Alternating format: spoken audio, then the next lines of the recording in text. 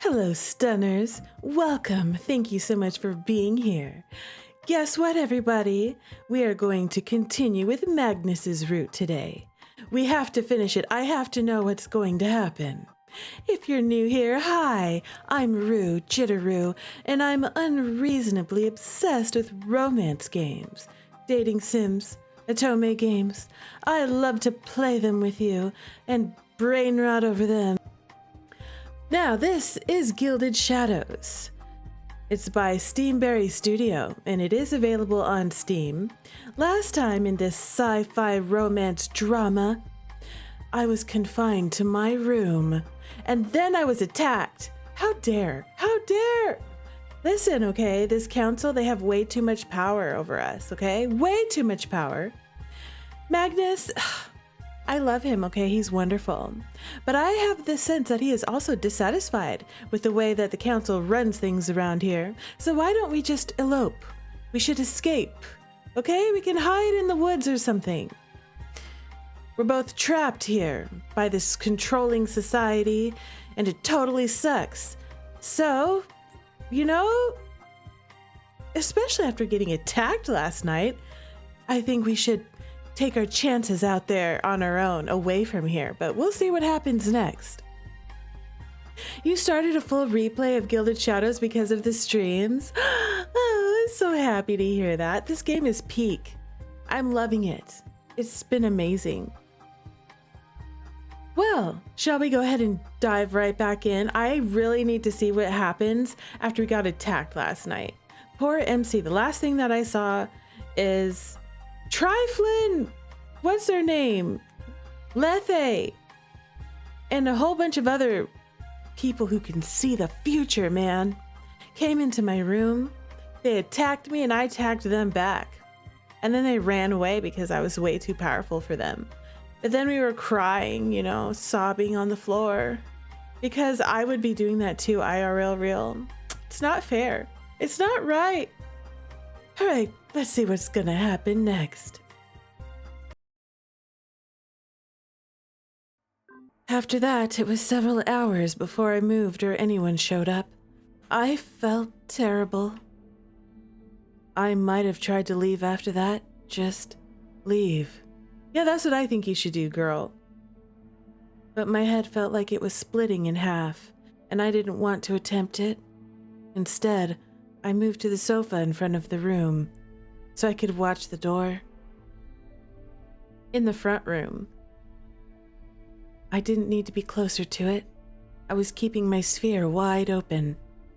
But I wanted to be close enough that if someone tried to come in, I could send them off properly. Exactly, okay? With magic psychic powers. Get out of here. Caleb was the first. I flung a pot plant his way, ignoring the pain it sent shooting through my skull. Ow! Next was Van. I held the door closed, because at this point, who could I trust? You know, I would not trust anybody. If that was me, I wouldn't trust anybody. Oh, hi Esh, welcome, Stunner. I think there are 14 chapters per route in this game. Ooh, y'all were a little over halfway. Excellent. It's been so good. It's riveting, Esh. It's riveting. And especially after last night, I have to know what's going to happen. I must know. I'm at the edge of my seat. Also, I dressed up like MC today, y'all. See? I could even give her, I don't know if I still can. My little, I used to be able to put, like, I used to be able to make hearts on my thing. The hearts don't work anymore. Nope, not working. I wonder if my little, you like my elopement plan? I do too. I wonder if I can do this. The purple eyes. Let's see. What kind of shade of purple are her? Did I make? Oh, look kind of like that. Let's see if this works.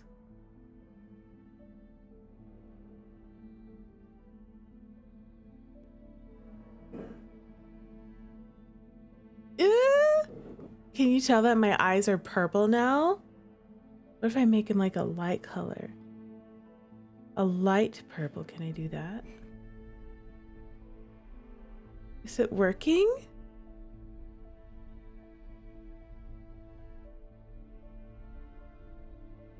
Yeah.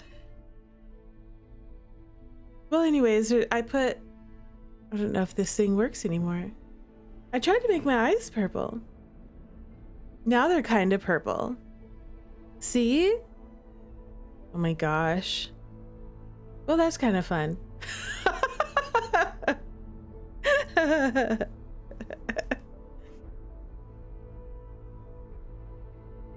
I can do this. I can put blush on. Okay, so some of these things are still working, but half of it is working and half of it doesn't. Anyway. Hi, Sleepy Bug. Welcome. My hair looks cute today. Thank you. Thank you so much. Y'all, guess what? Sleepy Bug is a streamer stunner who also streams romance visual novels on YouTube and on Twitch. So go check. I'm going to give you a little Twitch shout out really quick. Really quick while we're at it.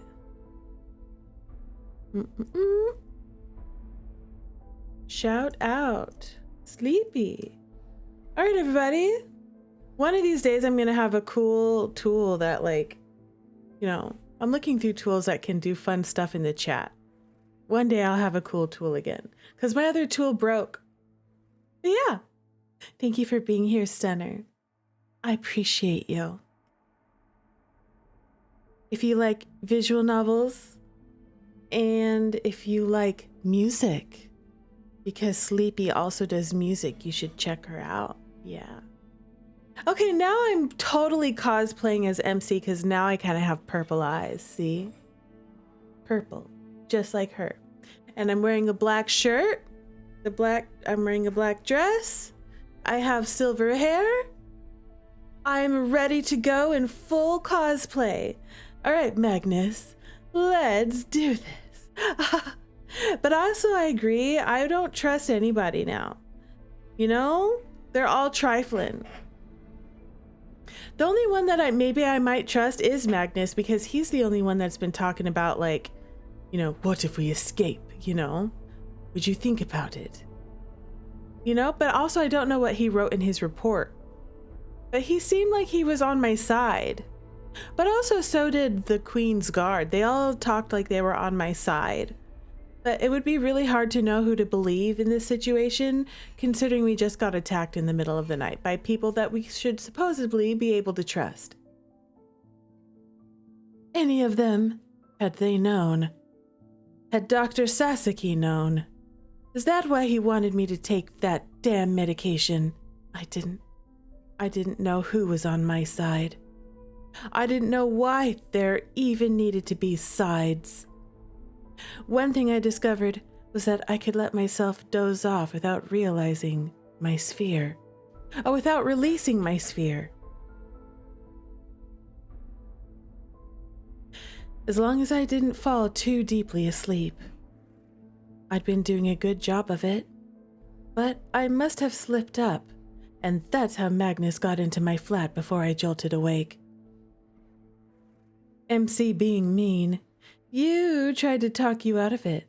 That is true. Dr. Sasaki was like, it's experimental.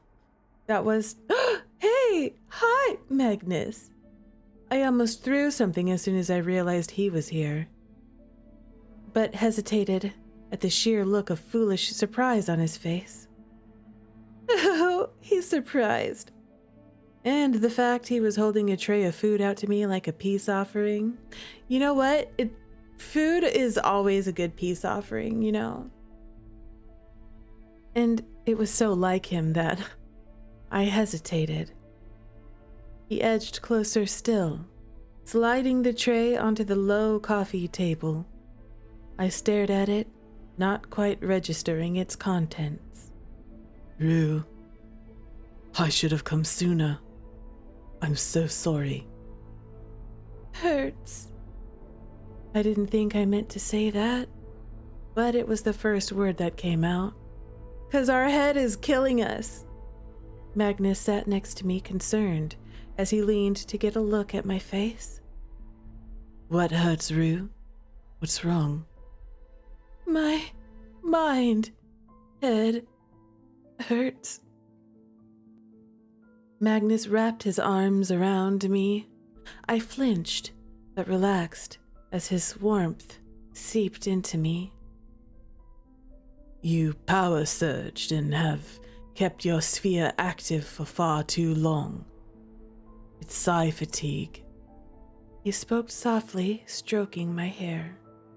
I curled into him, quiet sobs tearing out of me. At the pain, at what had happened, the sheer, hopeless darkness threatening to overwhelm me. He lowered his head to mine. Just let go. You can't keep this up, Rue. You have to retract your sigh and let your mind rest. I can't. Magnus pulled away and cupped my face. I could barely see him through the tears. You have to. I don't want to lose you. Why do you have beef with Magnus? You've known this man for 2 seconds. Why do you have beef with him? I'm in love with him, Sleepy. I'm desperately in love. He's comforting me, okay? All right? Rue, let go. I let out a long, shuddering breath, swallowing hard as I let my sphere collapse inward. My entire body shook with the force of me retracting it and cocooning myself in a comforting bubble of sigh.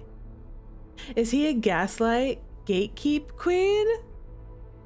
You should have beef with him. It's the only correct response. He has done nothing that I've seen so far that should lead me to not like him, okay? Listen, okay? One time at 2 a.m, he was in the workout room and we just so happened to see him in there. You know, he was just up. And then he was like, let's go sneak into the kitchen. So we snuck into the kitchen together and he totally stole me a snack and accidentally broke something in there. And then we went and hung out in his office while we ate our snacks. And then he was telling me about his backstory a little bit. And we saw how sad and lonely he is, you know? He's misunderstood. One member of my server says Magnus has done nothing wrong ever in his whole life. See? Exactly. He's innocent. He's done nothing wrong. I love him. Love him. Granted, he probably has been lying to me through his teeth. Probably. Okay, I'll give you that. Also, I asked everybody who's the biggest red flag in this whole game, and they were like, Magnus, hands down. Red flag, yes. But listen, okay? I love red flags. Okay? Also, he's been wonderful. He's been so sweet. Okay? He snuck letters to my mother so that I could contact my mother even though I wasn't allowed to have contact with my family. He snuck letters for me.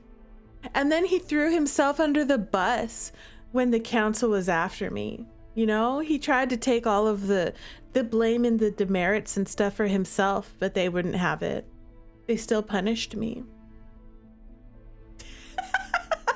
Sleepy is like, oh God, that's your type. There have been more than one potentially shady, long blonde-haired, beautiful, shady love interests that I have also played in other games that I really like. That may or may not have also been a thing.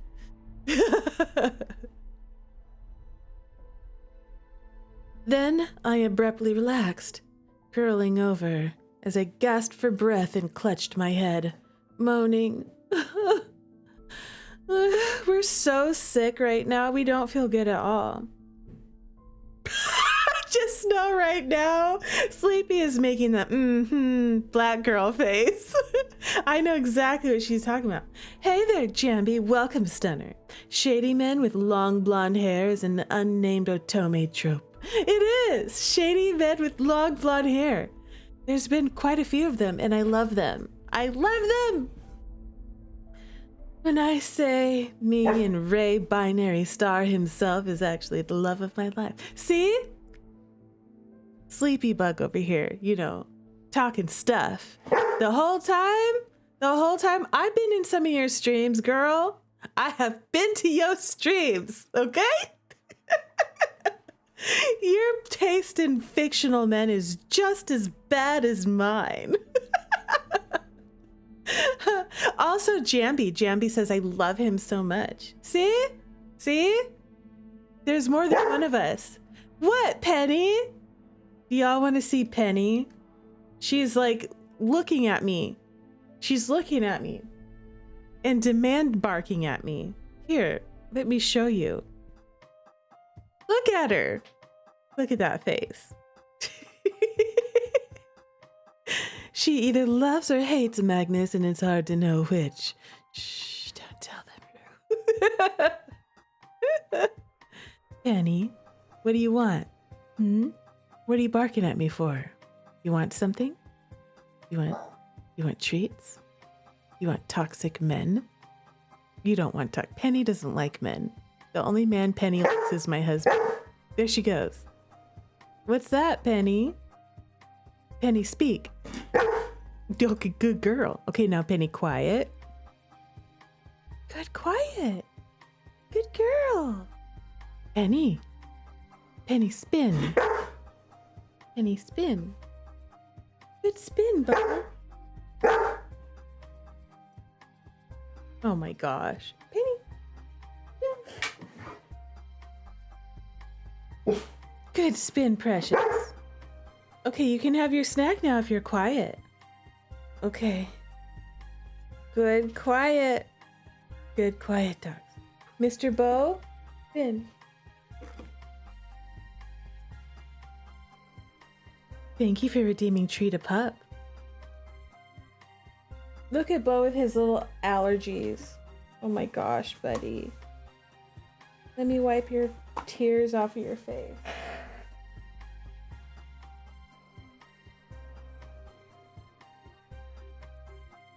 Oh boy! Doesn't that feel better? Okay, puppies, you each get a handful. Here you go. Here you go, Penny. Here you go, Bo. There they go. Happy dogs. All is forgiven. You have followed, and Penny has been a cute pup.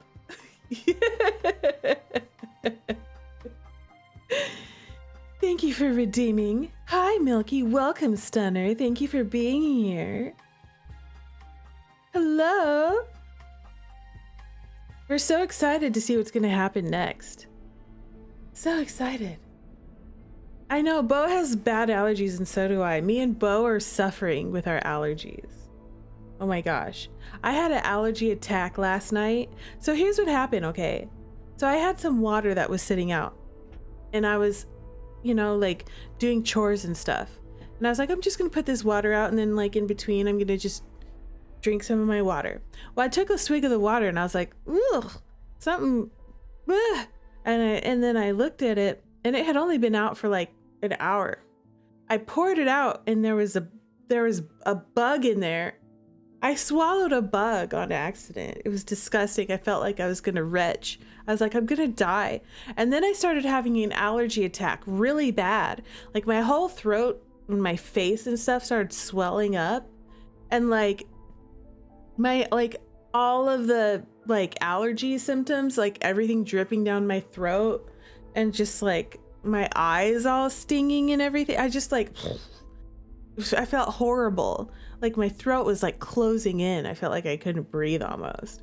And so then I was like, I need allergy medication. But I could still breathe, but it was just like getting bad, you know?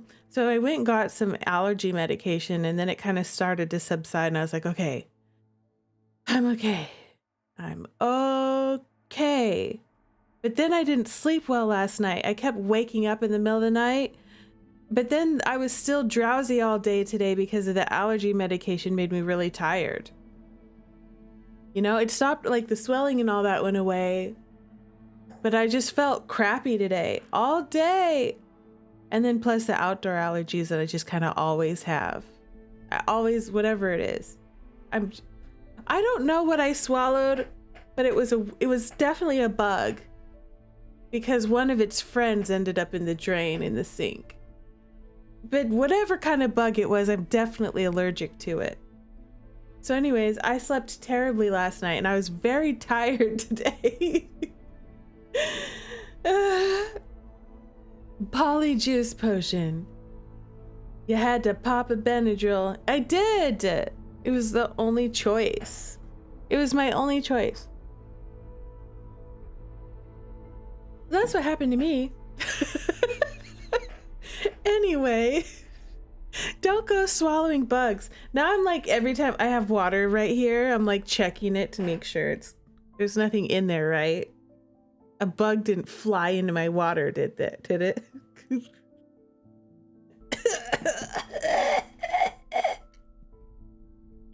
Okay, anyway, let's get back to our story. Poor MC, she's not doing so good. Girl, maybe go ahead and like relax. You already scared off all of your enemies. And Magnus, he's not your enemy, okay? He's being sweet right now. It was like a dam burst inside my head. Magnus held me tight, rubbing my back. Lifting the weight of keeping my sphere active was almost as painful as it had been to keep it active that long. Your grandma used to say, check your drink and check your straw, 'cause spiders crawl. That's so real. You know the other thing I always check? My boots. So I have a pair of boots that I put on before I go outside, or shoes or whatever. I never put my feet in there without checking for scorpions, because we have scorpions here. And they like to go in places like your shoes. So I always check my shoes, because the last thing I want is a spider or a scorpion or something to sting me when I'm on my foot when I'm trying to put my shoes on. You were making a cup of tea and a bug instantly flew into it. You were like, friend, I literally just made that. Then you have to throw out the whole thing, Esh. That's horrible. How dare they? Oh man, I live in Oz. I always check my shoes because funnel webs. Exactly. You're not drinking bug juice. I wouldn't drink it anyway. Yeah, so I've been extra paranoid, and I'm just looking. I'm not gonna just grab it and drink because there could have been a bug in here that could land in your water. And I ain't having that today. We're not repeating last night. No more. Exactly, Jambi. Yes, Milky, banish. Banish bugs getting in your drink. No. I cried and cried. Sobs racked my body. It was so horrible swallowing an unknown bug of some type. So awful. And through it all, Magnus stroked my hair, whispering to me. Magnus. Oh, that's the best. All I want is a beautiful man to stroke my hair and whisper sweet nothings to me. Exactly, gotta love a man who will pet your hair like that. Yes. He's so romantic. Rue, where was the bug in Gilded Shadows? It was in real life. This happened to me in real life, Jambi. I swallowed a bug IRL last night in my water. And I had a horrible allergic reaction. That's what happened to me. I wasn't even sure what he was saying. I just clutched his clothes and cried. Listen, I am Morgan, okay? Look, We look exactly the same. Look at us. See? We're the same. We even have the same eye color. Magnus.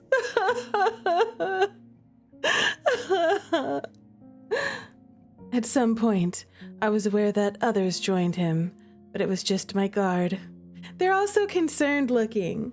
Look at them, they're so precious. They're all so hot. I wasn't sure I could trust them, but I wanted to. I needed to. The bugs are electronic ones in Morgan's room, because they spy in. Yeah. Yes. It was Caleb that lifted me off the sofa. I tried to cling to Magnus, but he pulled my hands away and assured me he wasn't going anywhere. I would want to cling to him all night. Don't go anywhere, Magnus. I could hear him giving quiet orders to the others and realized his guard was present as well.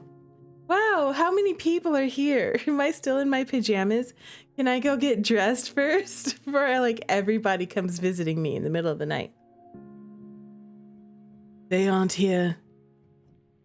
They aren't to get near her, any of them. I don't care what the orders are.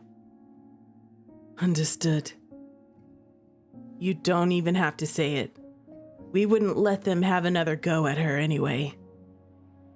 I will monitor their movements. We'll know right away if they try anything. Let's go. Hugh has been on a rampage the entire morning. He's worried sick, even though he won't say it that way.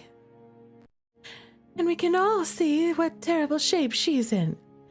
We need to get her to the infirmary. I didn't want to go to the infirmary, but my head was so bad even I knew I needed to.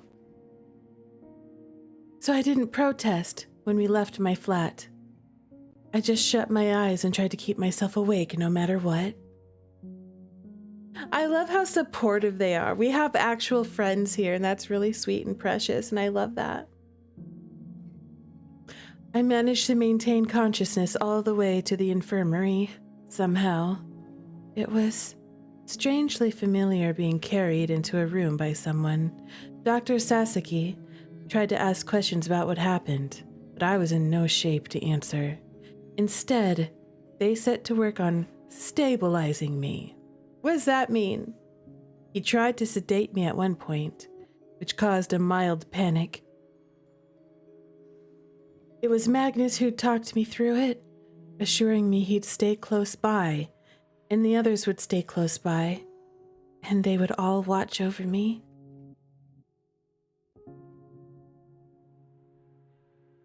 That was the last thing I remembered before things faded and I slept. I was astonished to awake in Magnus's office, curled up in the sofa. Confused, a little concerned, but better than I had been, I sat up. You wasn't sure you'd wake up this soon. I hope you're feeling better. Despite everything, you didn't do as much damage to yourself this time around. Why am I here? We didn't want to keep you in the infirmary. Too many eyes and ears. I see. He came and joined me on the sofa. We have much to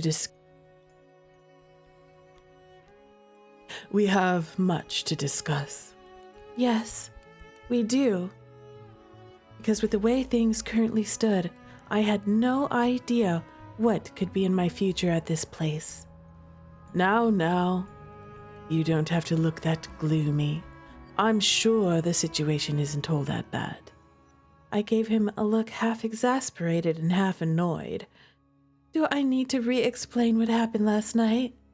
You're alive, with every important part of you intact. From there, you can find a solution to any problem plaguing you. The council of the most powerful organization on the planet hates me. Can I find a solution to that? Of course. After all, the highest-ranking agent in the same organization quite likes you. He's talking about himself, isn't he? I looked away, surprised at the faint heat that brought to my face. I let out a soft breath and rubbed my forehead. I still had a lingering headache despite that Dr. Sasaki insisted he was surprised how little damage I'd done during that last power surge. And I couldn't call this pain so much as persistent dullness. Fog. Magnus had brought food to his office, but I hadn't touched it. I was hungry, but couldn't muster the motivation to eat. I had people helping me, and yet somehow I was so alone, crushed beneath the burden of all this. To my surprise, I felt Magnus' fingers under my chin. He turned my face to him, the smile on his face gentle and amused. I already told you to not look so gloomy.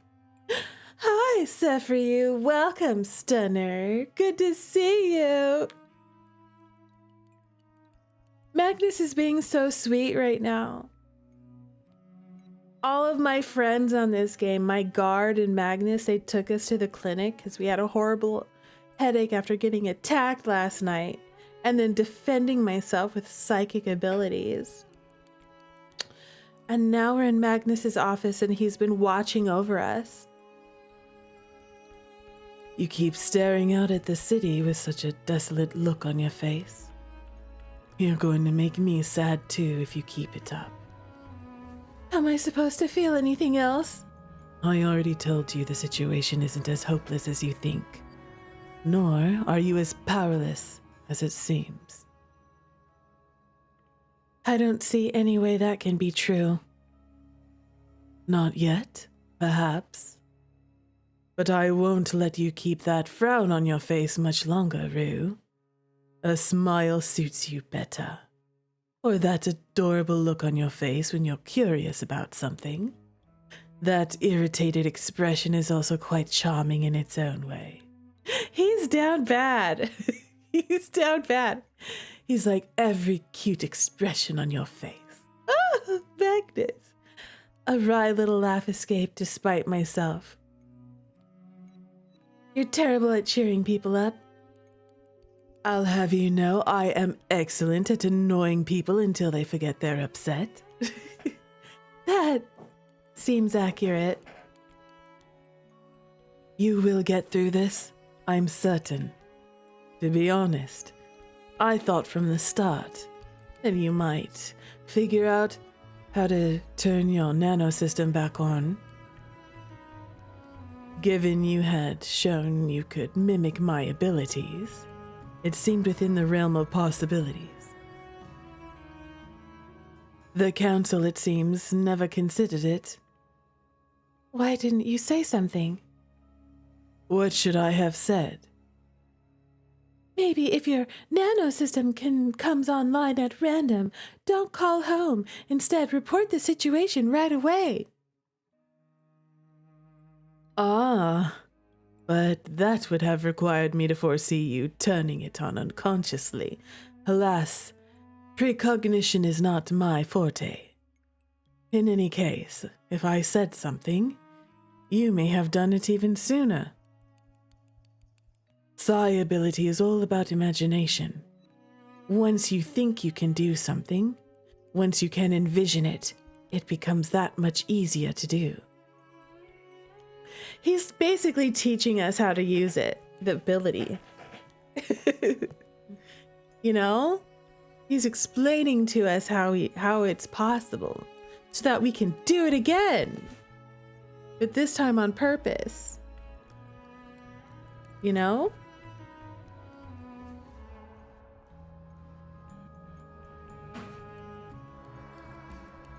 Well, about things. What do you mean, Jambi?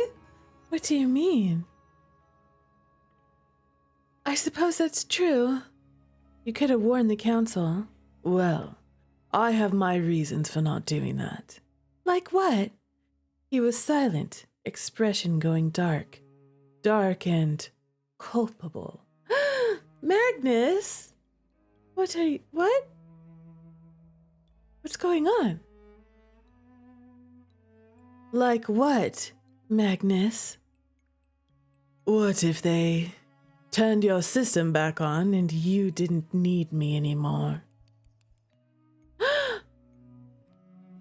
That cannot have been your only reason. His expression was still troubled as he looked outside.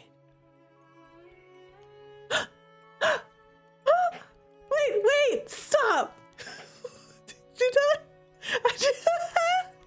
Wait a second! Wait a freaking second!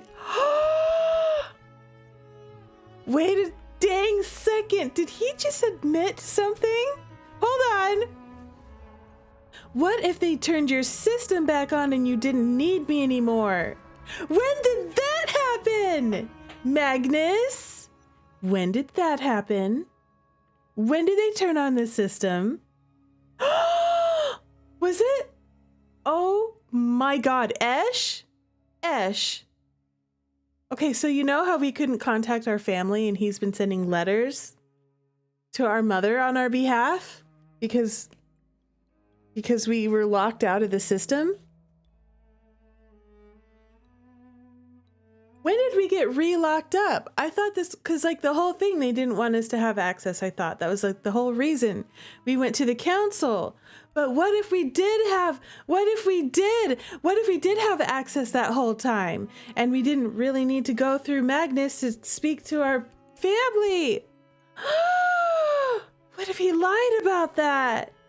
Oh God, the speculation station. That's where I am right now.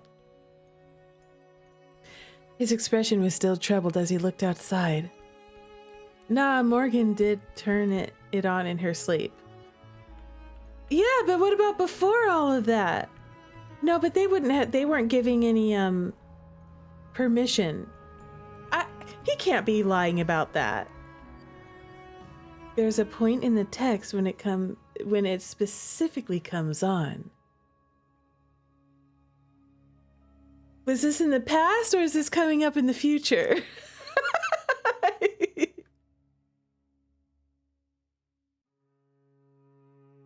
His expression was still troubled as he looked outside. I am used to feeling needed only for my abilities. Yet somehow, the thought of no longer being needed by you is unpleasant. If that was a concern, you could have just told me you wanted to spend time with me. I'm unaccustomed to making my wants known like that. He still wouldn't look at me for some reason. I reached for his hand. Esh says, oh, no. It's like when she's asleep. The text is like beep, beep, system restarting, or something like that. Something along those lines. And then she wakes up with it on. Yeah, I kind of remember that. And that was her. That was MC.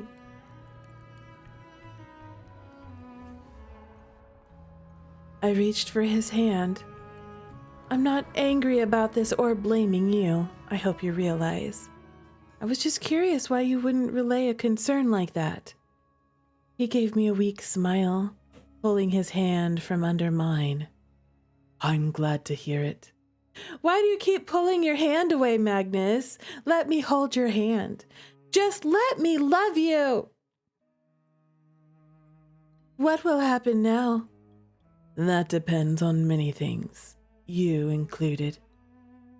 Do you know what they were doing last night? Not the full extent, but I can guess most of it. I might find more if I dig a little, but I doubt it's needed. They injected me with something. A sedative, I think. And I saw scanners too. Were they gathering medical samples from me? You could work out that much even in that kind of situation. When I woke up, they said something about the sedative. Their equipment scattered when I fought back, so I saw the vials and things. Like they were going to take a sample of my blood or something. To be honest, I'm a little relieved I'm not the only one to take an elbow to the head from waking you up at the wrong time. Everyone who wakes me up at the wrong time deserves an elbow to the face. But I kind of wish it was Caleb at that moment, because Caleb really deserved an elbow to the face. No, you're still the only one to take an elbow to the head. I just kicked those guys. Well, I suppose I'd rather take an elbow to the head than a foot. Though there's no way to be certain which is better unless I experience both. You know, if you really want me to, I could arrange that for you, you know? I could give you a karate kick right now, in the face, if you really want to. A mood. You're for elbowing people who wake you up. Me too. I'm not kicking you in the head to sate your curiosity. I said nothing about wanting to be kicked in the head by you.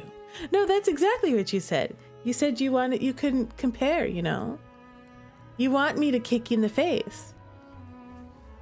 You've said enough odd things to me I wouldn't be at all surprised to hear those kinds of words coming from your lips. While I'm flattered to know you've spent any amount of time thinking about my lips, I must say, I'm worried about the mental image you have of me, Rue. You should be worried. If you were that worried about it, you'd be much more careful about the things you say to me.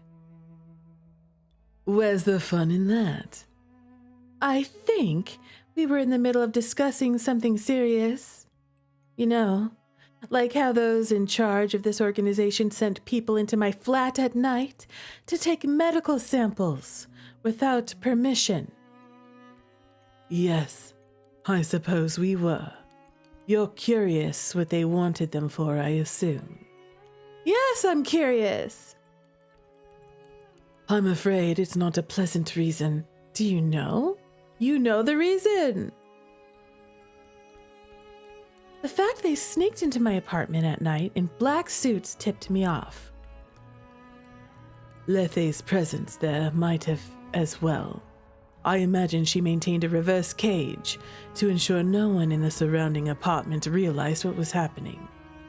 Come to think of it, I suppose it was strange none of them sensed anything. I guess by the time they heard the noise, it was a bit late. Rue, what I'm going to tell you here today, you must understand, is something no one else knows, not even the other members of the Guard. The teasing, light-hearted tone drained from his voice, and in a manner I was familiar with already, that facade dropped away as he grew serious. Endgame has many secrets.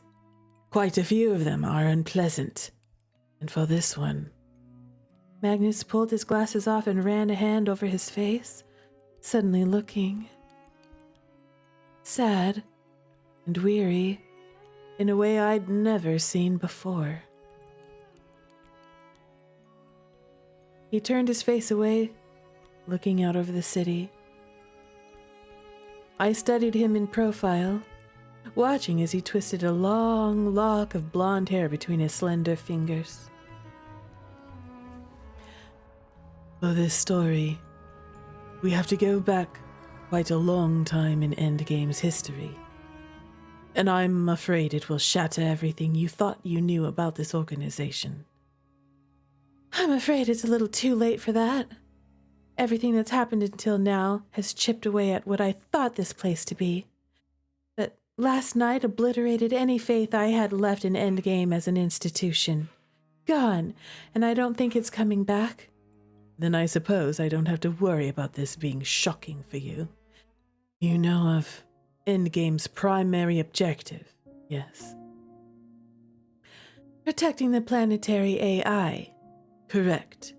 Endgame was founded by the AI. And though our function has evolved with time, at the core of all we do is protecting the AI and keep the mainframe's location from being found or accessed by others because of a king rank's unusual abilities to manipulate technology in such an intricate way and to such a profound degree. King ranks are Endgame's biggest enemy. and its greatest weapon. Normally, the AI's defenses are limitless. They are like a god to this world, remote, untouchable, and all-powerful if they wished it. But King Rinks can take control of that god. Whoever controls the AI controls everything else. You can imagine the chaos that would ensue if someone unpleasant found themselves in control of a computer system capable of controlling all of the technology on this planet. That does seem like it would create some social discord. On this planet right now, there are only 2 known king-ranked espers, and of course there is now you, who can mimic king rank abilities. That alone should tell you why you spooked the council to this degree. When you were brought here, they believed they were gaining a queen, a weapon, and within days, you showed you are a game-changing piece on this board. Thank you for redeeming drink actual water.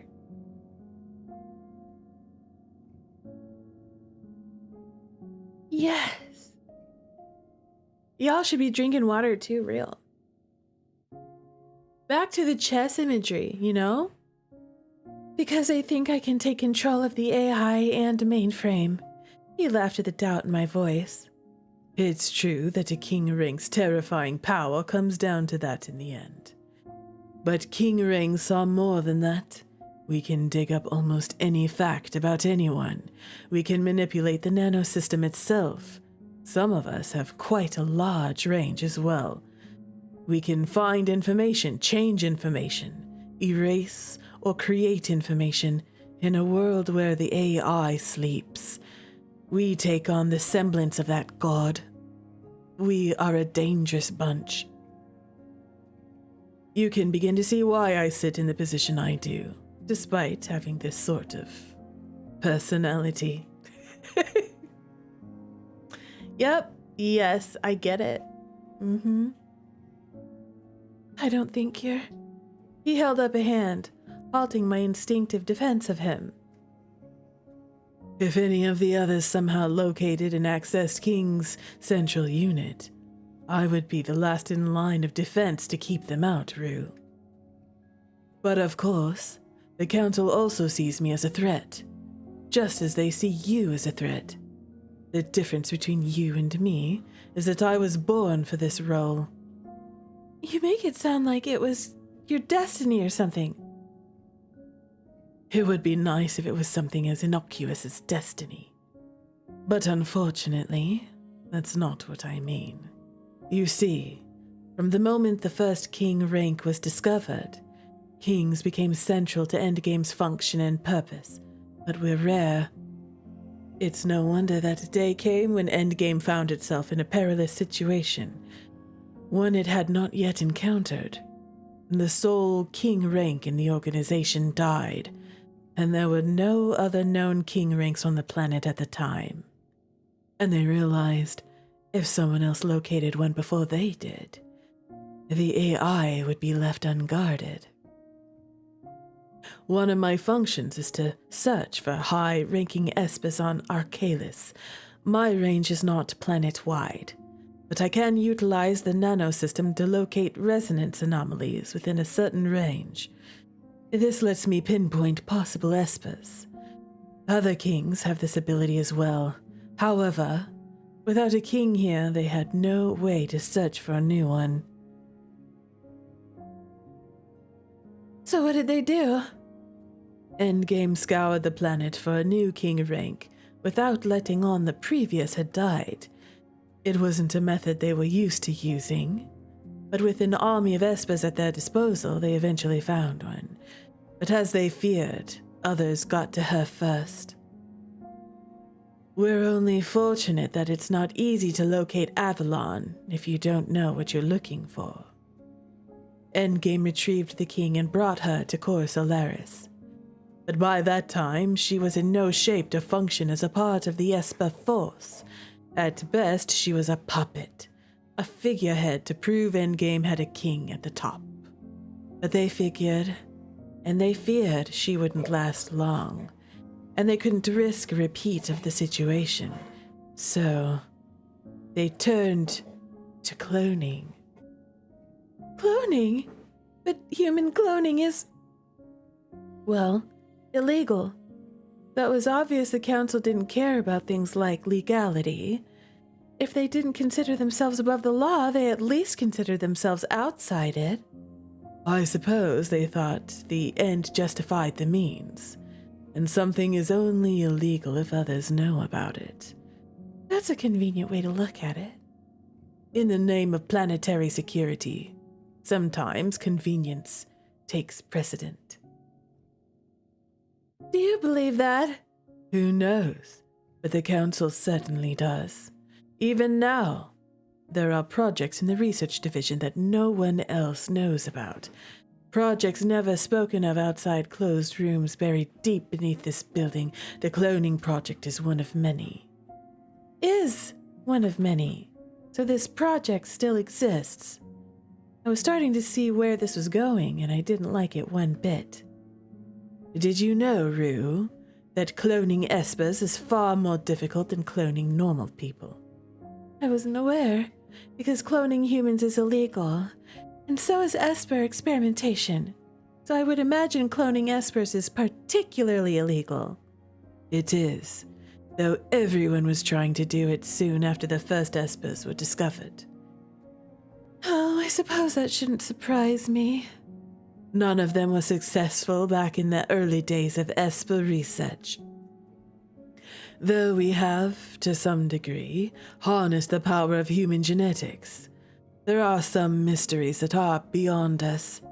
It takes dozens of attempts, dozens of eggs, to create a single viable clone.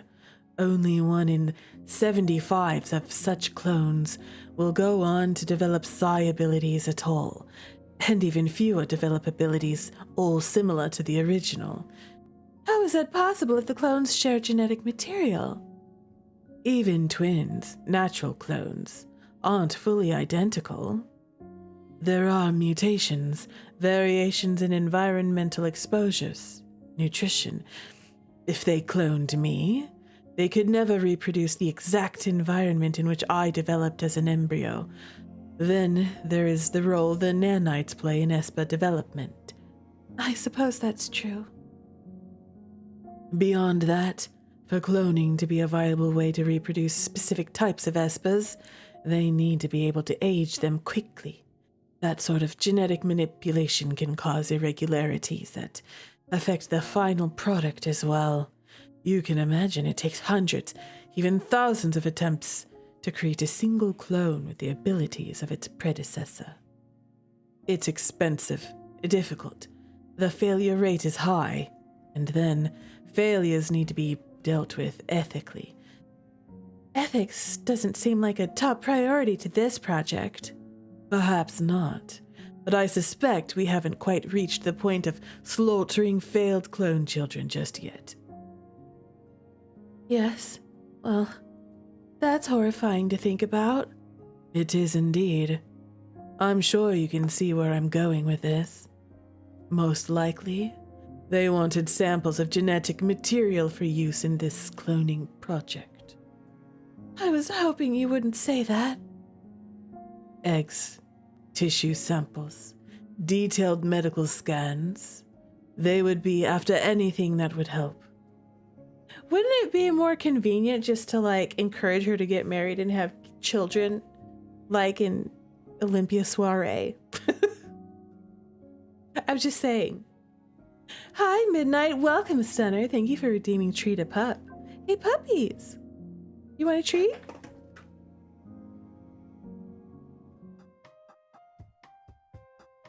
I have 2 dogs that want treats.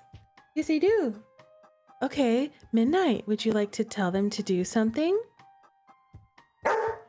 Penny barked for you. Couldn't they just harvest some of her eggs and IVF it? I mean, as someone who has gone through that process, it's a whole thing.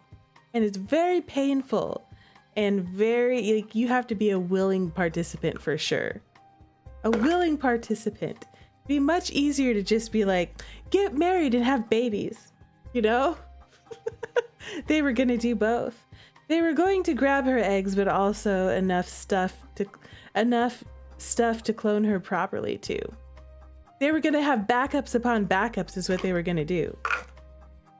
No, they don't care about willing. No, they do not. No, they do not.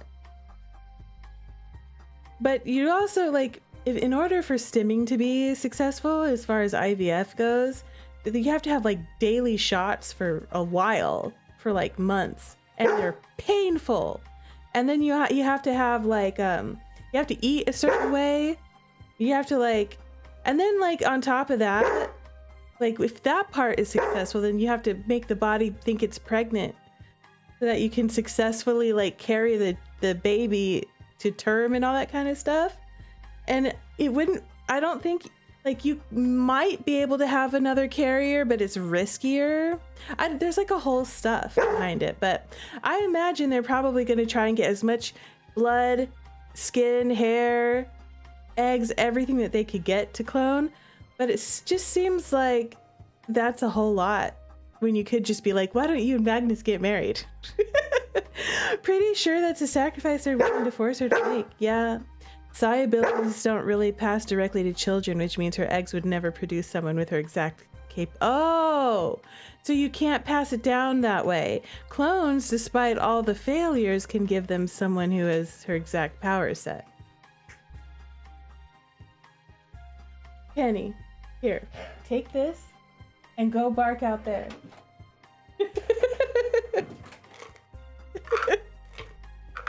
My husband was trying to be like, Penny, come on, quit barking. He was trying to help me out. Come here, Penny. Can they spin today? Penny, spin. Good spin, bow spin. Bow spin. There you go. There you go. That's for you, Midnight. Boop. I booped the snoot. Boop. Yeah, ew to evil corporations. Real, I agree. Thank you for redeeming the special TREAT-APUP. Penny is especially happy about it. All right, no more for now, pups, until the next time it's redeemed. We're done. We're done. But Mr. Bow, the boy. Let us get back to our story.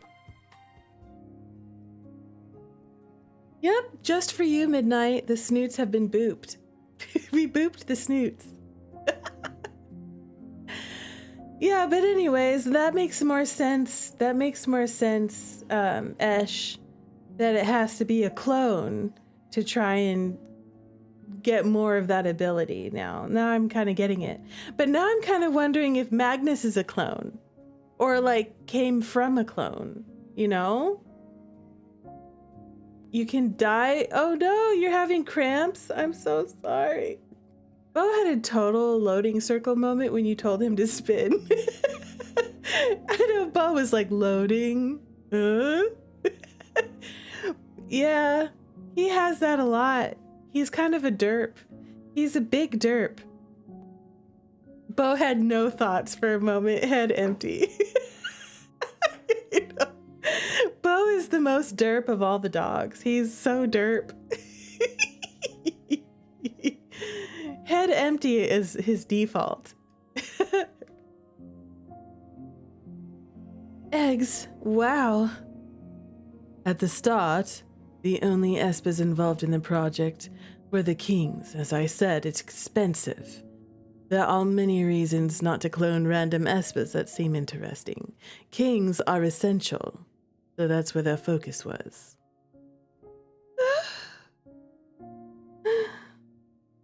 We'll send you pictures of Valco in the Discord to help you feel better. Most kings from that point onward had cloning attempts made, but some were successful and some were not. There have been a few, as they called them, Shadow Kings in Endgame's history. Wait, Then you... Shadow Kings. Cloning a clone almost always fails. So there isn't a clone of me, rather. My stomach dropped to the floor at those words, which he uttered with almost no emotion. He was a clone. I knew it. Poor Magnus. I knew it. I knew that's where this was going. Magnus is a clone. You need to get Thornwood done to get your wolfy guy out there. Gotta capitalize on the Valco thirst. This will never happen. You do have to capitalize on the Valco thirst. Yes, you do. Yes, you do. I need to send you that song that I wrote. I started writing a lyric for a melody for your lyrics, Esh. I need to record it and send it to you. Festina Lente. He was a clone. Magnus stopped and stared out across the city again. His expression wasn't sad, just empty. My predecessor was my mother's cousin. A second cousin. Third, perhaps. The timing of their successful creation of a viable embryo and his death coincided. That embryo was implanted, and I was born normally. Through IVF. Avoiding the usual growth acceleration meant a higher chance of success. When they identified, I was an Esper and later a king rank. It was as if everything fell into place exactly as it should have been.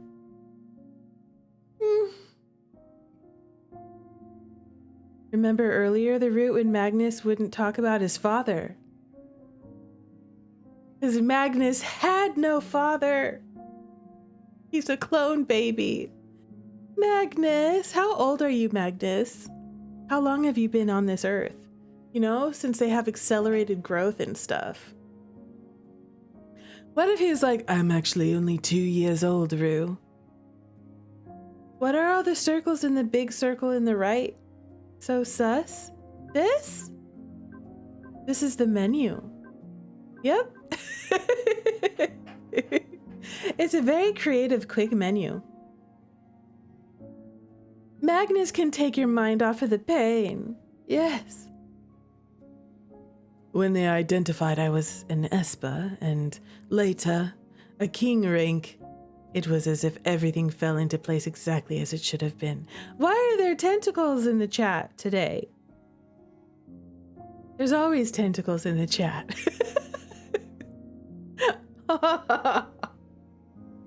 The tentacles, midnight? The tentacles? Oh no, you're talking about this, girl. But he just said he didn't have accelerated growth, so tiny wins. Oh wait, he said he didn't have accelerated growth. You're right. Yes. Okay, he's a grown ass man. Okay, he's normal aged, if you say so. I entered the academy none the wiser, Endgame's golden boy. Every detail of my life was structured to prepare me for the role ahead. I lived and grew up believing the illusion in front of me. I never questioned it. Then, how did you find out the truth? Sylvia's death was what made everything crumble. Or perhaps it was her arrival that set us up on that path.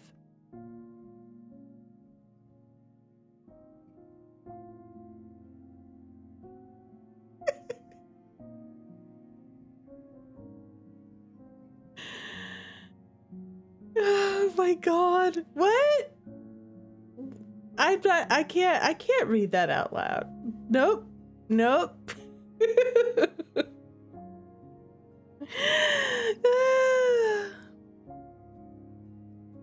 But the rot had started long before. The rot? Hold on, let me read this again. Sylvia's death was what made everything crumble. Or perhaps it was her arrival that set us on that path. But the rot had started long before. By the time she left us, she had pulled the curtain back to reveal how corrosive Endgame's ideals had become. I believe she was the first queen rank they tried to clone. What made them decide they needed to clone her? She came to Endgame late, like you. It was her little brother our agents found initially. Sylvia came along with him because she was still a minor, and they had no parents. She also hid she was an Esper. Though unlike you, she knew she was a queen rank and hid it anyway.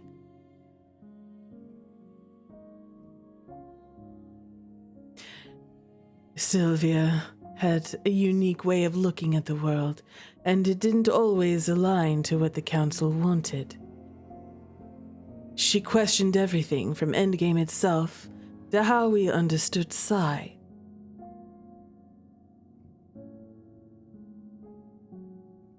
And her loyalty was never to this place, only to the people she loved. In that regard, I think you are also similar. Her attack abilities, what queens are renowned for, were weak, but she had unique traits and her theokinetics were unmatched. What's theokinetics? Did they succeed in cloning her? It seems there was one clone of her, yes.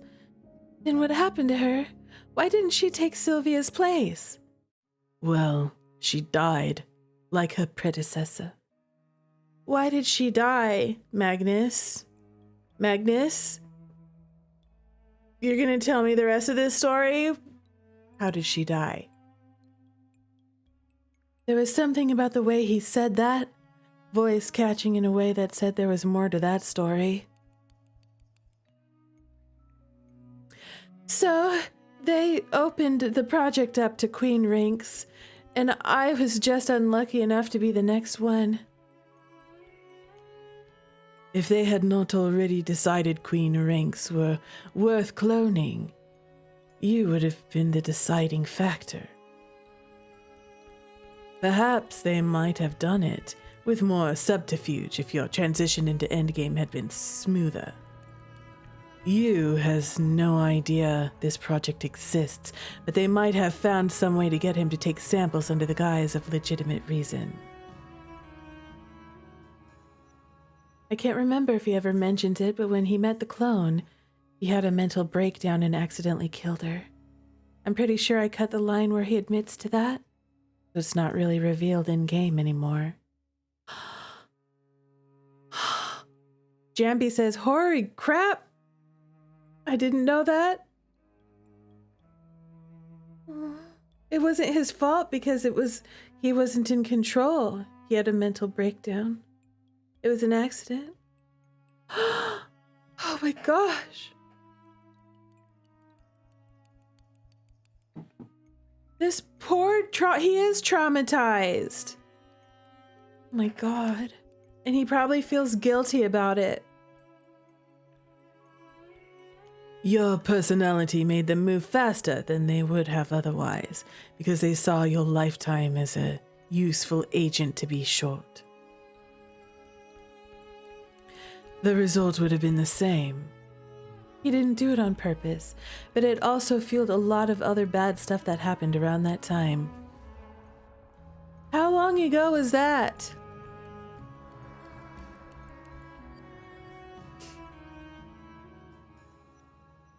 Why bother winning you over when they can just expend the resources to make you a more compliant copy?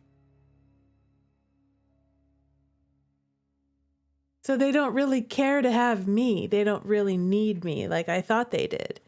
They just need my material so that they can make thousands of clones to hopefully clone my abilities. And then have that clone be born into the system and therefore be a way more easy to control than a grown-ass woman. It's been around 10 years since all of this happened. Poor Magnus. Oh. You make it sound like they'd replace me with a clone the moment they had one available. They would, girl. Perhaps they would.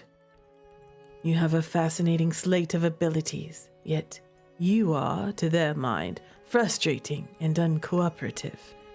You questioned things. You were angry when they were disagreeable. What are you doing, Bo? Bo, get out of there. No, go over the... No. What are you doing? Come here, buddy. Come here. Come here. Come here, Bo. Come here. Good boy. Here. Good boy. Thank you for listening. Here, Penny. Okay. I don't know what that dog was doing. Anyway. You questioned things. You were angry when they were disagreeable. And it was obvious your loyalties were elsewhere. A queen with your potential and talent, but total loyalty to Endgame is a temptation they'd never be able to resist. The fairy phenomenon changed the playing field of Arcalis. High ranks are becoming more common. Not so common you can just stumble on them, but common enough other factions are getting to them first. Crimson had 2 king ranks that were brothers. Noir was rumored to have found a queen some years ago. Crimson found one a few years ago as well. Even the host is said to have a queen among their ranks. These are all the different factions, aren't there? Endgame no longer has the monopoly on all the high ranks then. That's the problem that's making the council so desperate to control people like me. No one can compare to Endgame, yet. But the tide is turning. It began years ago, and the speed is accelerating, with others building stronger Esper forces. Someday someone will make a play for the planetary AI again, and it will be war. Endgame cannot be caught weakened when that happens. Is that what the Moirai have been warning them about? Is that this big event Lethe sees? What Lethe sees, I don't know about that. I feel like she's had it in for me since I arrived. Oh, she has. And she was there that night in my room as well, wanting to erase my memories. I didn't even know something like that was possible. It isn't, for most bishops. That sort of thing is one of her specialties. You're lucky she's improved enough not to scramble your mind when she does it anymore. There was a certain unmistakable bitterness to his voice as he spoke of all this. Not heavy, tangible bitterness, but something more distant. Oh, my dog is licking my elbow. Oh, buddy. No. Why don't you come over here? There you go. Okay. See, you're getting attention.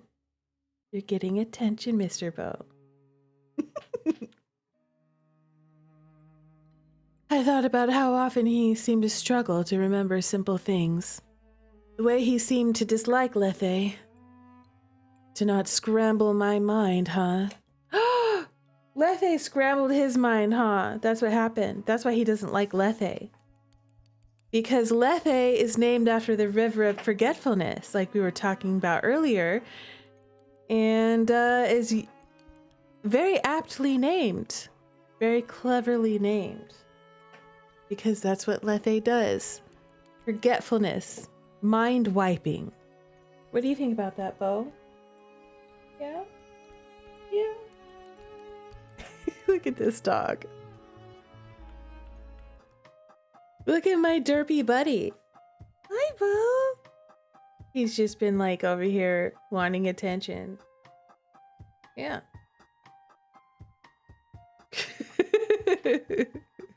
And licking me. Quit licking me. I don't want you to lick me right now. Can you sit? Can you sit, buddy? That's a good sit. Good sit. Good sit, buddy. Yeah, a good boy. What a good boy you are. Yes, you are. Okay. All right. Can I do other things now? Is that okay with you? Is it okay if I play my game and not pay attention to Bo for like a minute? Yeah. Okay.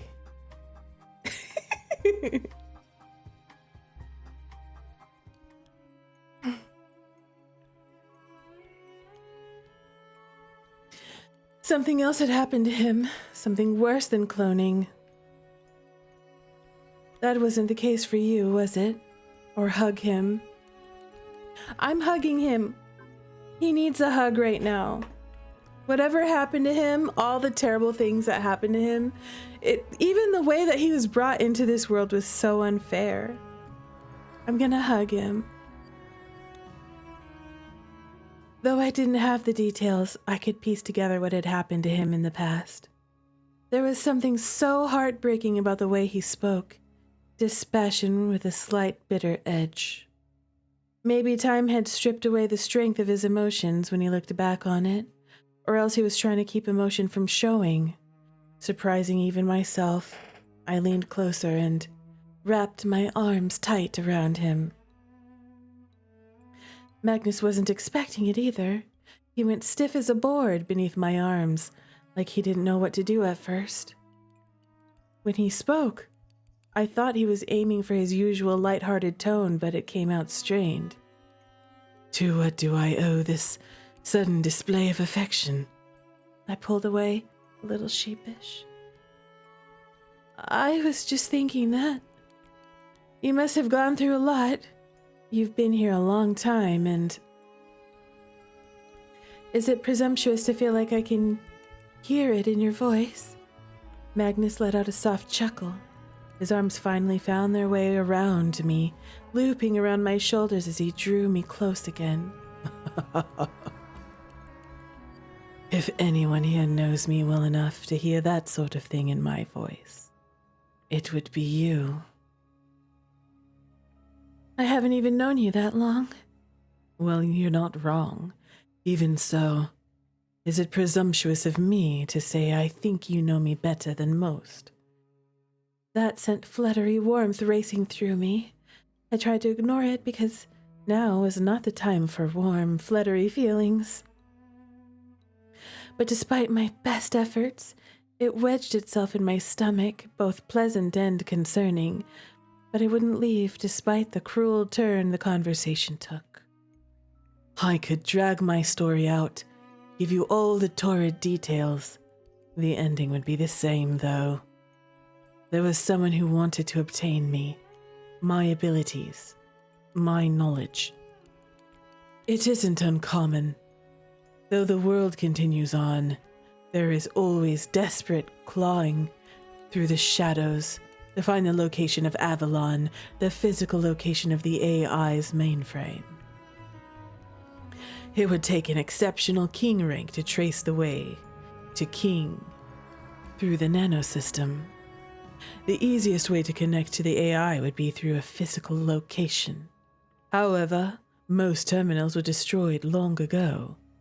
He set his chin on the top of my head as he continued his story, and I just leaned against him, listening to his voice vibrating through his chest. There is only one Esper that knows the current location where most believe the AI sleeps. You, of course. Its information is passed between every one of Endgame's kings, and it is dangerous knowledge to possess. It makes me the key to controlling the AI, which is the key to controlling everything else. There was a trap.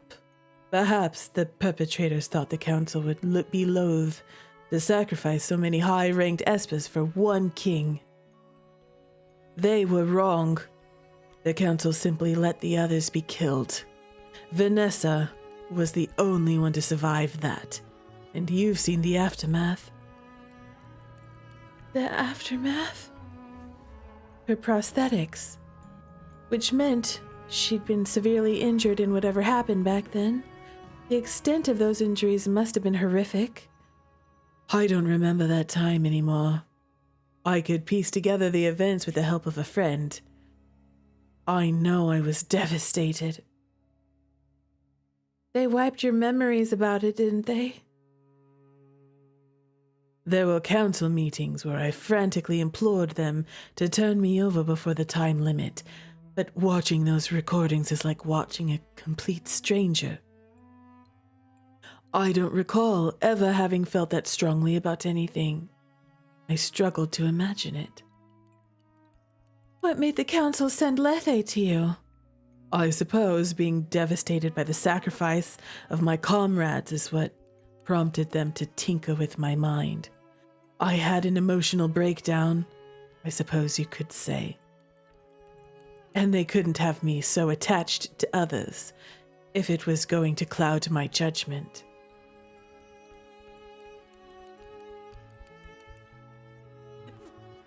They didn't want him to have friends and family and lovers because they couldn't control him well enough if he did. That's why this man is so isolated. That's why he doesn't have close friends like the others do. Poor Magnus. That's horrible. Like, that's basically abuse. This poor man. He's been nothing but abused his whole life by this organization. How dare they? They spent a lot of time and effort to make me the perfect king rank after all. I suppose they wanted to make sure I'd be able to keep going and make sacrifices for my own sake, no matter how much blood drenched my hands. But it wasn't your fault. She was still young then, still learning. Something went awry when she tried to rip those memories and relationships away from me. He's talking about Lethe. When I woke up, I remembered nothing at all. As if I was a complete blank slate with nothing but a great emptiness inside me. So she screwed up. She's only supposed to take some of the memories, not all of them. He had amnesia.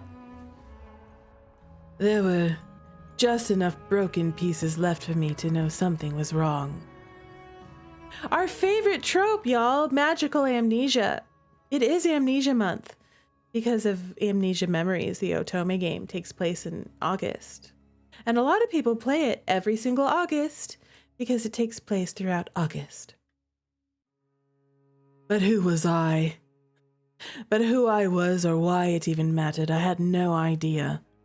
The look on my face when I looked up at him must have been horrified, without even realizing at first. There were tears stinging my eyes. I feel like I'm gonna cry too, thinking of what happened to him, of what could have happened to me, of what he and the others were protecting me from. My throat constricted, and I could barely swallow past the painful lump there. Magnus laughed a little, running his knuckles across my cheek. I suppose it does sound bad when I put it that way. It sounds terrible. My voice trembled as I somehow found the strength to choke those words out. I caught his hand, squeezing it. I don't know how you can always laugh about those things. Well, it was a long time ago. Time takes the rawness of the pain away. I can't imagine it takes it completely away. I can't imagine it makes it completely fade. It's difficult to feel pain for something you don't recall having. I don't believe that. I suppose. There's a chance I tell myself that so I can ignore the loss. I hugged him again, holding him tight. If I could somehow undo that loss, I would. But those were cheap words. Something like this could never be undone. And I hated that. I just don't understand. How does the ruling body of an organization devoted to keeping peace become so morally bankrupt? Time tarnishes all things. That's such a hopeless way to think. Perhaps, if you believe we can only succumb to the inevitable. But if you believe principles can be renewed, remade, that all things are cyclical, then when the old endgame dies, a new and better one will be born. This part made you cry. I feel like crying. Magnus stood and stretched, his back cracking loudly. I've realized what a long story this actually is. Long, depressing, and not good for the appetite if your plate is any indication. Perhaps I should make some tea, and you should try to have something. I'm sure you're hungry. I watched him retreat to the kitchenette to put water on. He is a sad boy! Y'all listen, okay? I oftentimes say my number one type of otome husbandos are sad boys, followed by sociopaths, and then tsunderes. He's a sad boy. He has a traumatic past.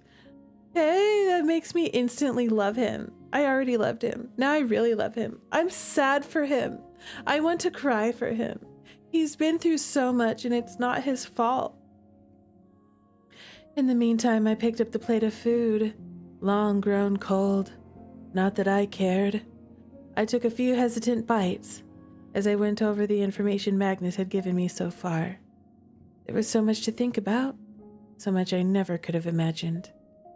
And he had been dealing with it all for so long. I didn't know how he'd made it this far.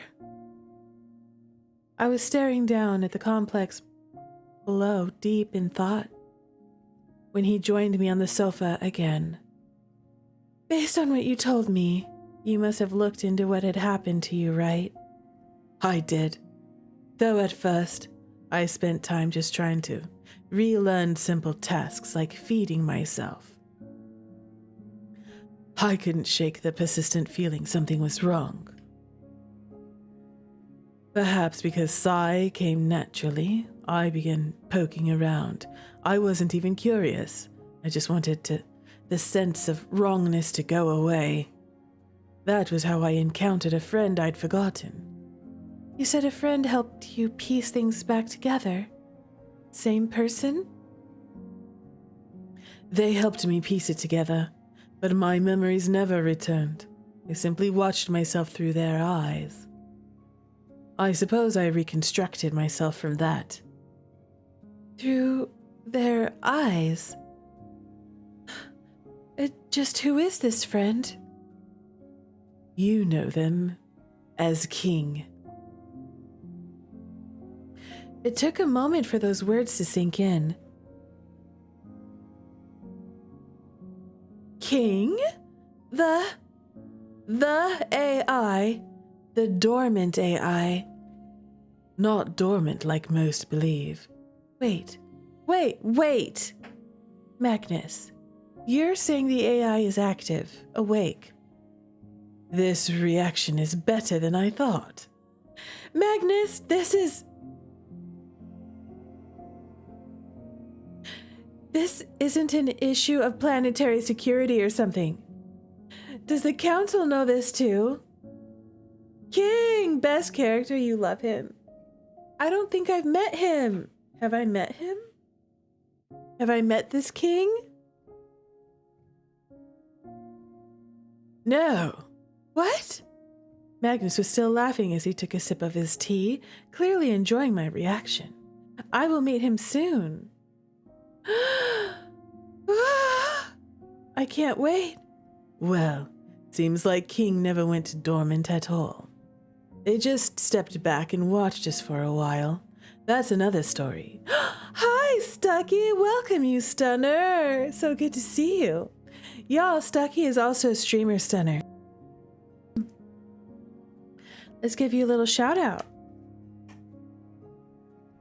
And thank you for the dancing dinosaurs. Thank you.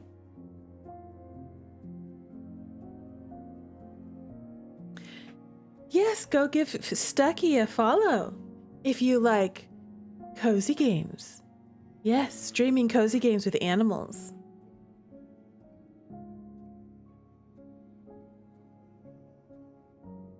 That's another story. It's funny.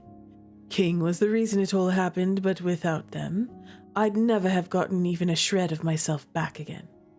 So is King an AI? Is King gonna be like a robot?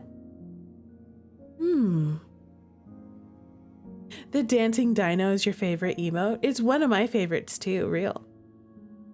Though I think my favorite emotes of all of the emotes are the penny and bow emotes. My penny and bow. Right here. My bow and my penny. Those are my favorites.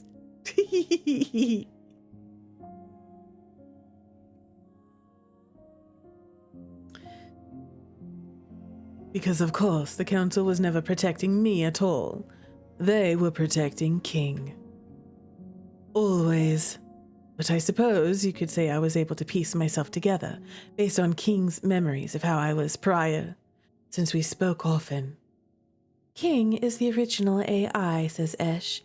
But you'll have to wait to see what he looks like now. Oh my god, I really want to see King. Just an imperfect replica of something already broken beyond repair. At least Magnus had one friend. He had one friend, a singular friend, that was there for him. And it was an AI. I've read Absolute Boyfriend. You gotta be careful with these robot boyfriends. It's not exactly a robot boyfriend. It's more like it's a long story. My robot boyfriends are wholesome beings. It's different, yeah. It's a different kind of situation. Well, it's only ever been a facade anyway. I learned that everything I thought about myself was a lie. You could say that ended any desire to get my memories back. There wasn't much point in getting back a lie. Magnus. That breaks my heart. Instead, every day is just putting on an act to be the Magnus they all knew before. Even though I don't even remember being that man. In the end, everything about this place is a lie. Even this, right now? Is this a lie? A mask you're wearing for my sake? Or other times we spent together? He looked at me with surprise. I just think that would be sad. No, I suppose there's no need for a mask with someone who doesn't know what I was like before anyway. When I'm with you, that mask always somehow slips away. Good, because the only you I've ever known is the Magnus in front of me right now. Sometimes it's like you're the only one that has seen me right through, that to whatever is left of the real me. This moment between us, this flame that was tremulous, tender, and oh so fragile. For all the world in that moment, I wanted to cup my hands around it and blow it stronger. That's what she said. To just exist here for as long as I could and forget the rest of it for a while. Maybe if we huddled together in this mutual pain and frustration and isolation, we could find some sort of strength. Oh, Rue, I didn't think I mentioned. Hubby and I might move to Florida in a year or so. Oh my gosh. Wow. Well, if you do move to Florida, have safe travels. I hope that if you do go out there that you enjoy it. I hear it's hot and muggy this time of year. But there are beaches. You know, I went to Florida for a vacation once, to Clearwater Beach, Florida, and it was one of my favorite vacations. I highly recommend Clearwater Beach, Florida, for vacations. Yes. But of course, it was never that easy, was it? everything else didn't go away because I wanted it to. I looked back outside, trying to recenter my thoughts on the current situation. So where do things go from here? What happens now? I know what they wanted from me, and that they didn't get it, but I can't say what happens next.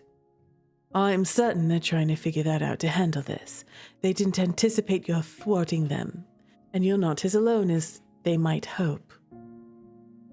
The entire First Guard has taken the stance of being on your side. While the others don't know the full situation, they've made it clear they're willing to protect you. The Council's options are limited. What? Are they afraid the entire Guard will lead to an uprising? They might. I guess they could. I imagine they are more afraid we simply won't listen to them. What can they do to us if we don't? They have ways of dealing with unruly agents, but not the entire First Guard.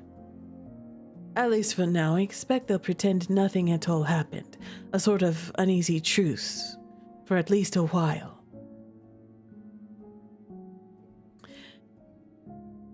But not permanently? No.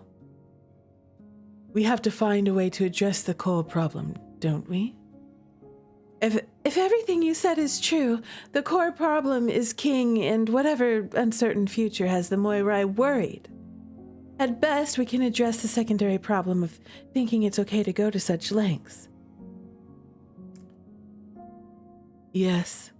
I rested my arms on the back of the sofa, realizing how tired I was. For a long while, Magnus and I were silent. I remembered when I first arrived feeling dwarfed by the enormity of Endgame and what it stood for. Now I realized how much enormous things were just made of many smaller things. Endgame was made of so many individuals, and some of them were hurting so badly, and to the outside, none of it was visible. To others, they were heroes, or maybe villains.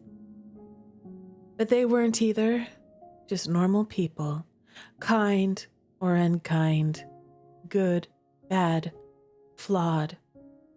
I shouldn't let myself be so disappointed this organization had such deep problems. That was a given. Humans were imperfect. But how did one fix such deep flaws? I didn't know. It was like quicksand. The questions, endless and unanswerable beneath the mire of frustration and pain, and thin threads of hope that somehow it would turn out all right in the end. It's an interesting thought, though, isn't it? I think I'd almost been dozing off when Magnus spoke again. I shook off the drowsiness and tilted my head so I could look at him. What is it? The thought of a world without the planetary AI, and no endgame needed to protect it. Don't you sometimes think we'd all be better off that way? The Civil War started because of the AI, so King founded Endgame. Endgame solidified the place of Espers in this society. The continued presence of the AI now holds us all hostage, doesn't it?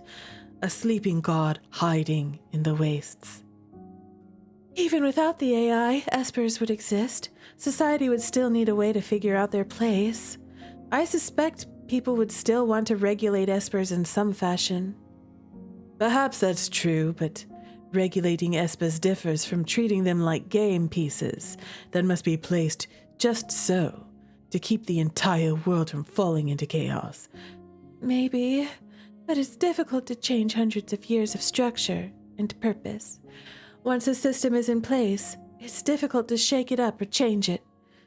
That's the stuff revolutions are made of, and revolutions are painful. True.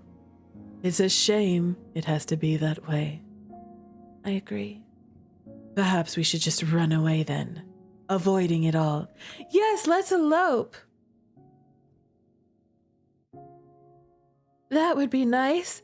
I suspect that would cause an uproar of its own. It might be worth it.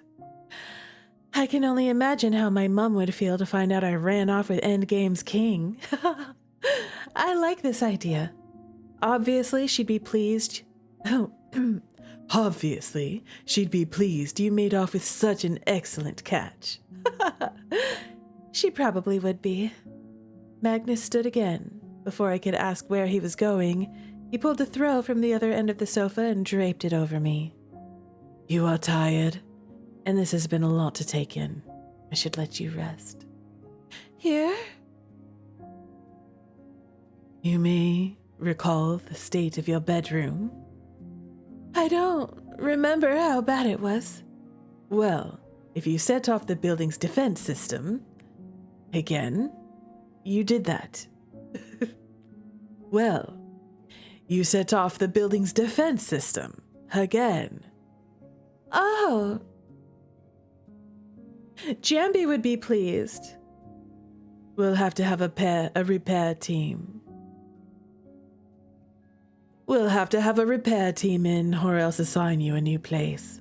Either way, my sofa's rather comfortable. I sleep on it quite a lot, so I know. You sleep here a lot? Well, it's more comfortable than my flat. I was curious about that quirk. But I decided to let it slide as I pulled the fuzzy throw tighter. I wonder if he has cameras in his flat and maybe he does not have cameras in here. If only you could run away together to the Twilight Wastes. I really hope that's one of these endings. I want to run away with this man into the wastes where they'll never find us.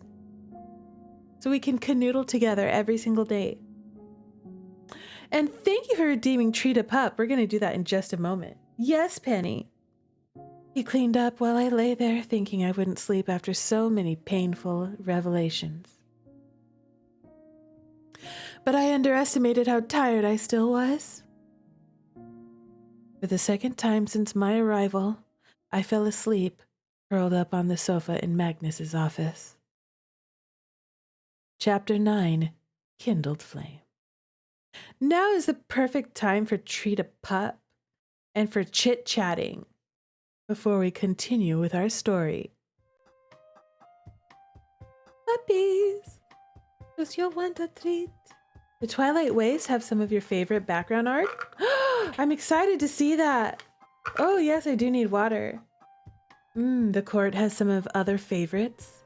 Oh, Jambi agrees. After this, I'm definitely going to be playing the rest of this game on my own. Like in between some other games and stuff. I'm still finishing up Hakuoki, but I'm starting to make more progress on it. All right, puppies. Let's put on dog cam. So we can have a better look at them. There's Mr. Bo, looking oh so handsome. And there's my shoe.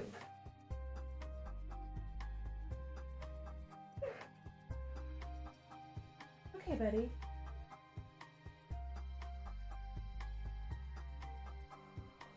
Okay, Bo. Go sit.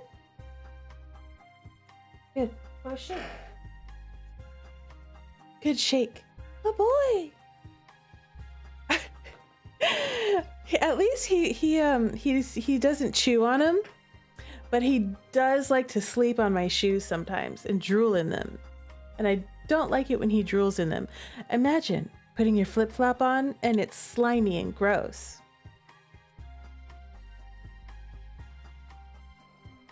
Bo's like, give me the freaking treat. I know. Daddy. Here you go. Yay, puppies. Good dogs. Slimy shoe, exactly. Because Bo drools a lot.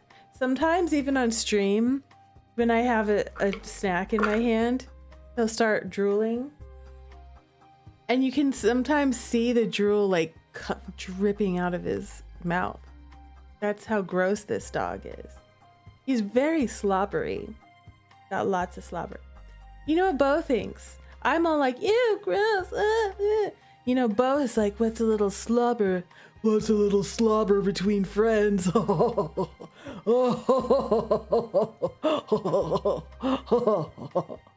That's Bo. That's what Bo be like. Bo just sitting there being slandered.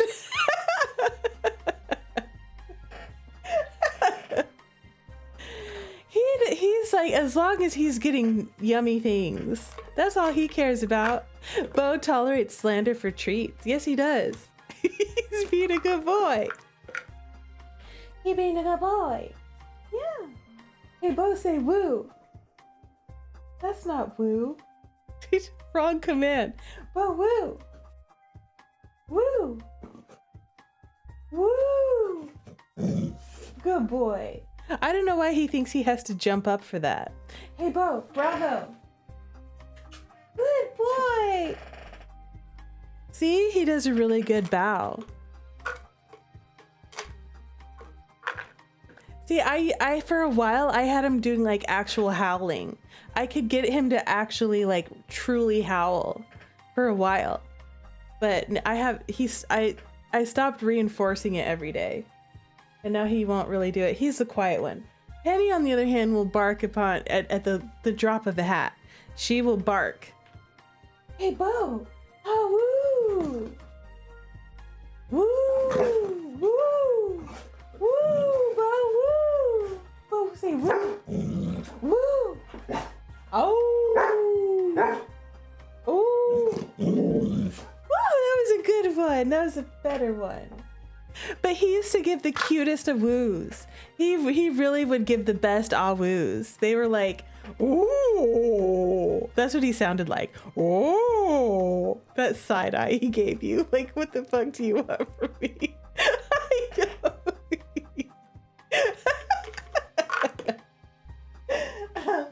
Oh, shake. Good shake.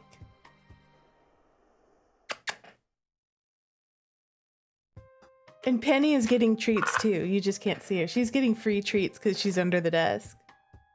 The bombastic side eye. I know. Man, it's hot in here.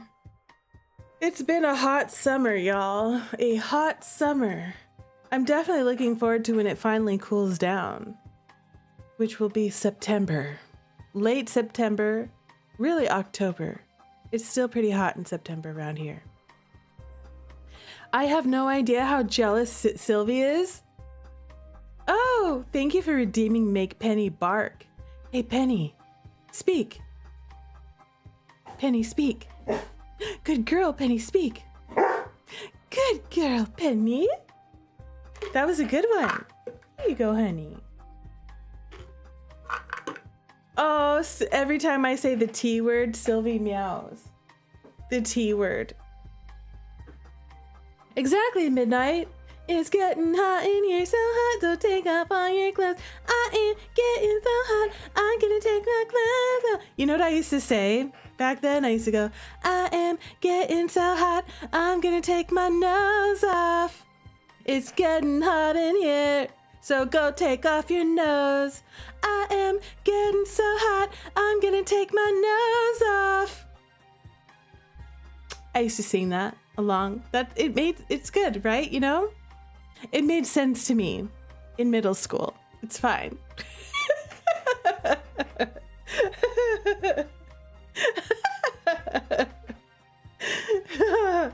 Listen, okay? Anytime you give an animal chicken, they be creeping on you, okay? That's what they do, especially cats. They're like, chicken? Oh, I like that. And then they'll follow you around everywhere. And they'll be just like Penny and Bo, begging all the time for yummies. It's like the Kids Bop version. Oh my God, you know what? I wouldn't be opposed to that. If I was like, I could see myself at a pool, streaming, like, what's up? Let's talk about 2D husbandos. While I'm like, have my phone at the poolside. Yeah, why the heck not? I have some really cute swimsuits. You know what? I have some swimsuits that kind of look like dresses and stuff. They're like super fashionable. Maybe I should wear one for stream if we... Ooh, okay, you know, I want to play... There's this other game I want to play. I want to go back to Teachers. It has the DLC where they're like on vacation on the beach and everybody's wearing swimsuits and stuff and there's lots of shirtless men. Maybe I should play that and then I could like wear my swimsuits on stream. That'd be fun. That would be fun. I should do that. If someone gave you chicken, you'd follow them. So would I. If it was good. If it was dried, nasty chicken, then no. I'm gonna be like, But if it was like good chicken, you know, like it was delicious, I would totally follow them around. Can I have some more of that, please? Will you finish Magnus's route before you play solo? Yes, I'm definitely finishing Magnus. Magnus, I'm locked in. We are going to complete 100% of Magnus's route, and we are going to get all endings. And then after that, then I got to decide what I want to stream next. If I want to, I might do like some shorties for a while before I dive back into teachers and have another series, is what I'm thinking. You know? Yep.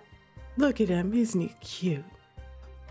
Y'all, I also want to tell you another thing. I can cut this out of the VOD later for YouTube. But anyways, y'all, I am so like disappointed by YouTube right now.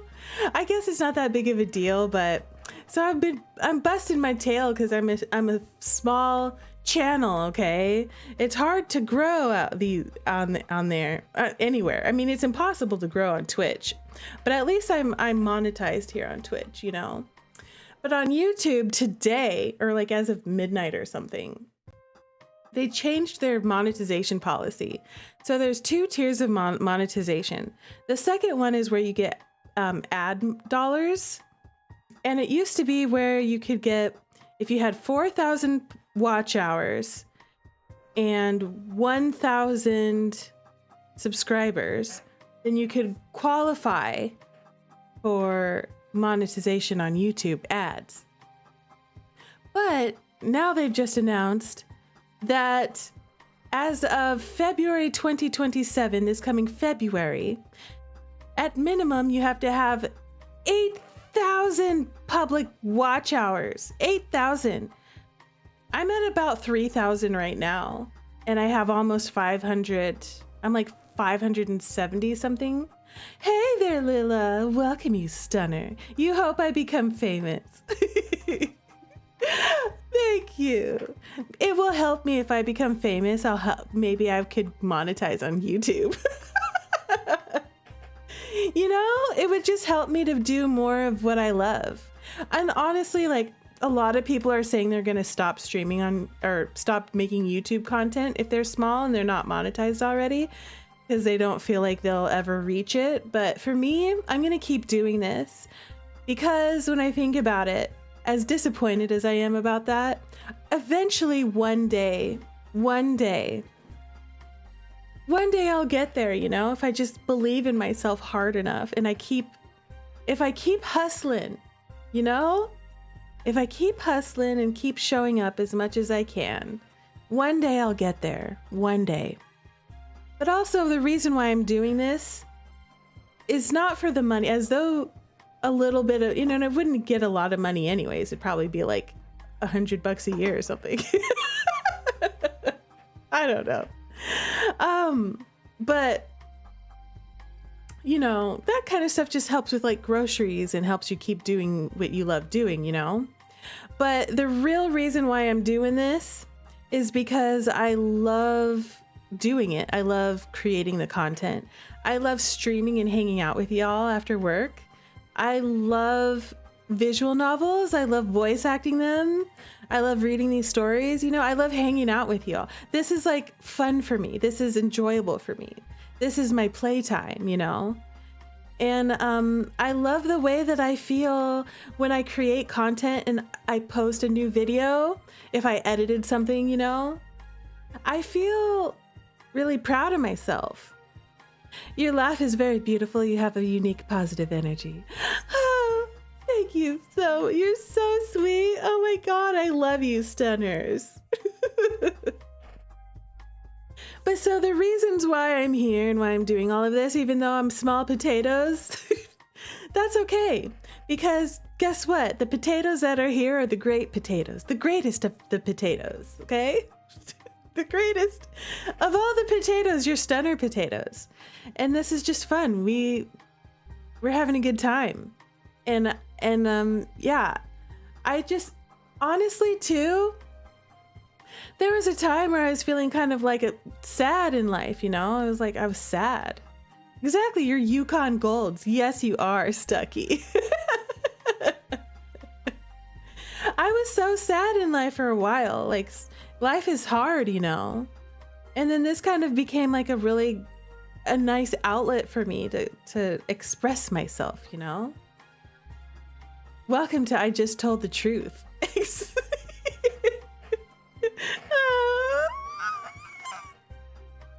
You're fond of the humble russet yourself. Yeah.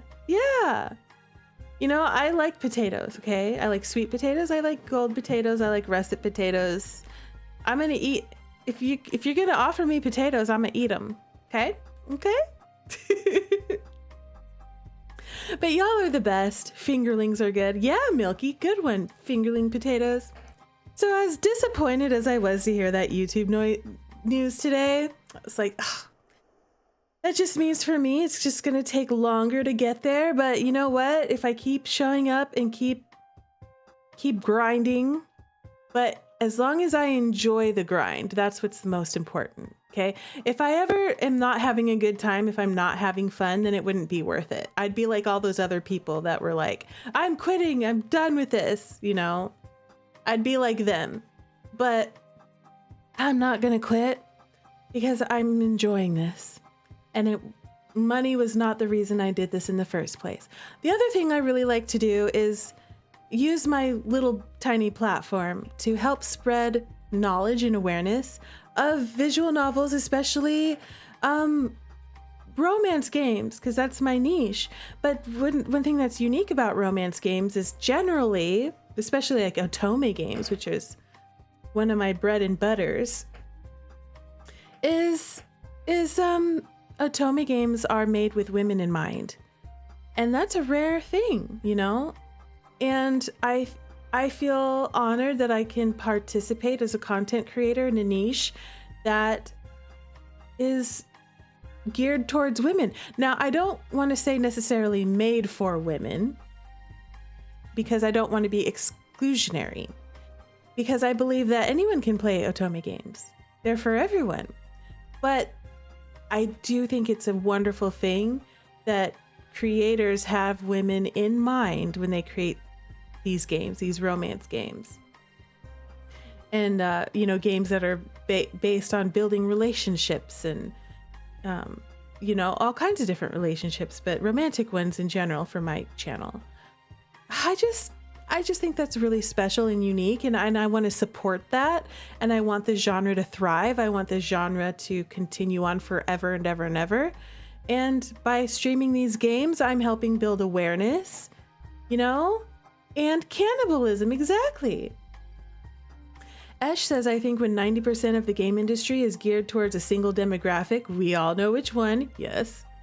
When you have games aimed at anyone else, it's special. Exactly. Yes, exactly. Otome for women and cannibals. Milky 2026. Esh wrapped that up for us nicely. I appreciate that, Lila, that you hope people appreciate my effort and my hard work. I hope people appreciate my hard work too. The best thing that people can do is watch my content on YouTube after the fact. Like, if you want to support me, the best thing that you can do, because I'm not trying to like suck money out of people, but I do want to be able to keep doing this forever if I can, you know? But just watching my content, you know, whether you know, especially if you're watching videos and VODs and stuff on YouTube, that's going to help me get towards my watch hours. If you're not subscribed and you like this, you know, and you want to join the stunner community, you could subscribe, you know, and hang out with us. You can encourage your friends to subscribe. So anyway, that's where we are. That's the truth. That's real talk from Rue today. Just stuff I had on my mind. Cannibals are the true marginalized player base. And listen, okay? There's never a 0% chance of cannibalism in romance. Never zero. Why do you think that vampires are so popular? Vampires. And thank you so much for being a subscribed stunner. I appreciate you. You love my channel. I'm doing this for you. Yep, y'all make it worth it. Y'all that are right here, right now, and if you're watching the VOD later, y'all are the ones that make this worth it because we're like all connected now, you know? We're all connected, and that's a beautiful thing. Well, shall we get back to our story? Oh, yes. Poor Magnus. Okay, we must give him more love. I wonder when we get to bone him. Of course, that's what Rue's thinking about. Chapter 9, Kindled Flame. Magnus turned out to be correct. The council kept quiet about what happened. There were, however, a few changes to the situation. After my apartment was repaired, Magnus assured me the cameras were no longer functional. I hope so. I hope that was true. I'm going to allow this. Magnus has one of the later boning scenes. They all vary, but some of them come fairly late in the route. Oh, no pun intended. Good one, Esh. Good one.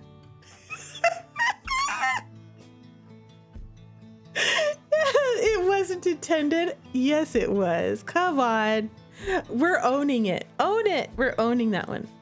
I'm going to turn my light up a little bit. Here we go. After my apartment was repaired, Magnus assured me the cameras were no longer functional. I hope that's true. He also showed me how to access them to check if they were back on, something I greatly appreciated. Oh, yes. We can definitely believe him if we can double check. See? Something like this is quite easy, isn't it? I'm not sure about easy. I can't be sure I could do it without you here. Oh? So you're saying it's important to be close to me? Well, it's useful for mimicking your psi. Do you have any idea how complex the structure of your psi is compared to everyone else? No, though I'm curious now. Do tell. Your psi energy has a very specific structure. It's difficult to make mine take on the same shape if I don't have yours in front of me to look at. Well, I can volunteer to have a look. To have you look at me all you like. Maggie! I said look at your psi, not at you. I struggle to believe you can look at my psi without looking at me. I can still sense psi, even when my eyes are closed. So you trust me to be so close to you when you're that defenseless? At the very least, I trust I can fling you across the room if you try anything weird. Good night, and thanks for hanging out, Stunner. I'll see you later. Exciting as that sounds, I suppose I'll pass for today. I'd help you get back up again.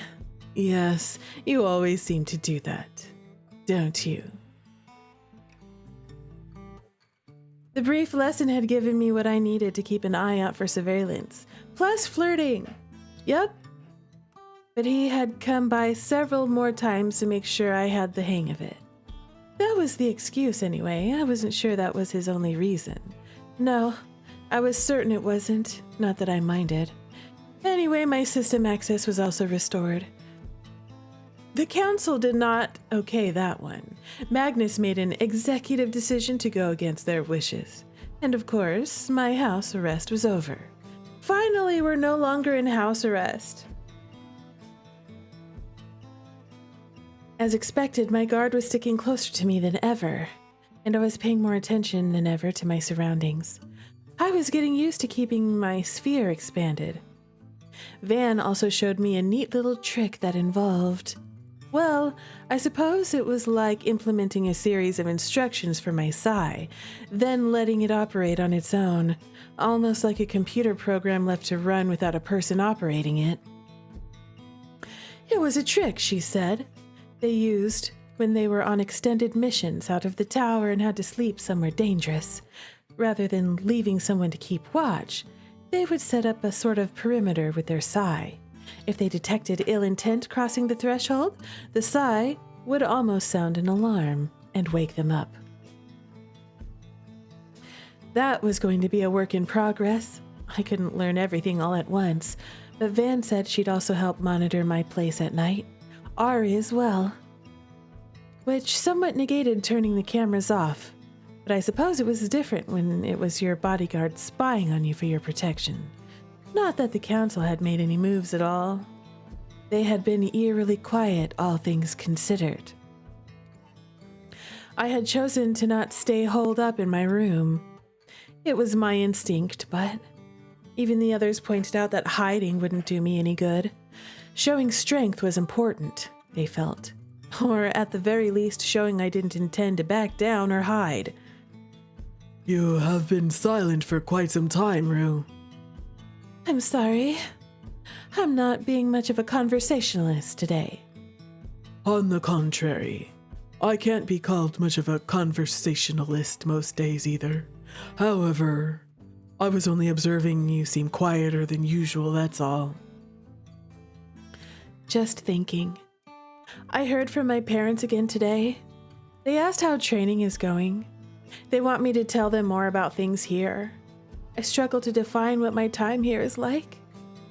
They want to know if I'm happy, and they're so much more complicated than yes or no at this point. And my mother wants me to call her. But the moment she hears my voice, she'll know something's wrong.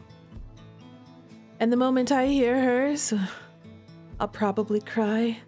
Sorry. I'm sure you don't want to hear all of this. I don't know why you think I'm unwilling to listen. Willing to listen isn't the same thing as wanting to hear it. Perhaps. I have no relationship with my parents, so I cannot understand your struggles. However, that your mother knows you that well is something to be grateful for. I've heard a lot of the agents don't have relationships with their families. Or in the case of some of them, no families at all. Many agents consider people here their families, but I would argue the majority at least stay in contact with their biological families, even if they don't see them often. I have not spoken to my parents in many years. I came here at a very young age, younger than most. Since my abilities were unstable, I spent most of my childhood isolated. Maintaining a familial relationship was not possible. Later on, my parents attempted to re-establish ties. It was awkward, and eventually, it was more comfortable to maintain distance. Is there anyone here who had a happy childhood? Nope. Good question, and the answer to that is probably no. Ari tilted his head. I believe many of the children here would consider their childhoods adequately contented. Oh, how sad. Adequately contented? That's not exactly a glowing report of life here. As my childhood was irregular, I suppose I can't speak from experience. Were your abilities that unstable? I teleported my mother to Sire when I was 3. To Sire? You can teleport to Sire. My sphere is abnormal. Wait. He teleported his mother, not himself. What? At 3 years old. That's an understatement. Was your mother all right? She was unharmed. However, it was a sobering lesson about the dangers of a young child with that level of psi. I was brought to Endgame right away. Sire is the moon, if you remember. Oh my god! I'm glad she was okay. I can imagine. That must have been terrifying for everyone, especially you. I have little recollection of it, given my age. That's early for Psy to develop, isn't it? It is, and unfortunately, I was too young to learn to develop it, hence the isolation, both because I was a small child and because I am an F class. My Psy was tied to my emotional state. For everyone's protection, including my own, my emotions were suppressed until I was old enough to keep them stable. Imagine your 2-year-old accidentally teleporting you to the moon. I know, that's what I was just thinking. Oh god. Oh no. By then, I had learned to use my abilities properly. They suppress your emotions. It was for everyone's safety. Given his circumstances, I could understand the decision, but looking at him now, it was clear how much his early years had shaped his life and the man he'd become. It explained how unemotional he seemed even now. And yet, Ari appeared perfectly accepting of his childhood here. Well, really, it was the only childhood he really knew. He was too young to remember anything before this. Meanwhile, it was just as apparent Magnus was bitter about his. I wondered if that's what he meant when he talked about the difference between someone raised here and someone not raised here. Yeah, but Magnus doesn't remember his childhood here. That's why he's bitter. He doesn't have a childhood. It was taken from him by force. Magnus had been raised here, of course, but after losing his memories, he would have taken on more of the position of someone who hadn't been. You disagree? What? You looked as if you disagreed with the decision they made back then. It's difficult to say. I'm sure that was a moral conundrum for everyone. I was just thinking it sounded lonely. Perhaps. I believe the others are here. Then we should go before Caleb starts bellowing across the room for us. Ari's lips twitched into the faintest hint of a smile. That would be unfortunate. Hi, Caleb. I hope you don't get points for trying this hard. Trust me, I'm not trying to impress anyone or score any points. I just think I need to be better prepared. Magnus agrees. You love him? Are you talking about Ari? Or are you talking about Caleb? Or are you talking about them both? Because I love them both. I love them all. For what? You tell me. Don't pretend the situation right now is normal.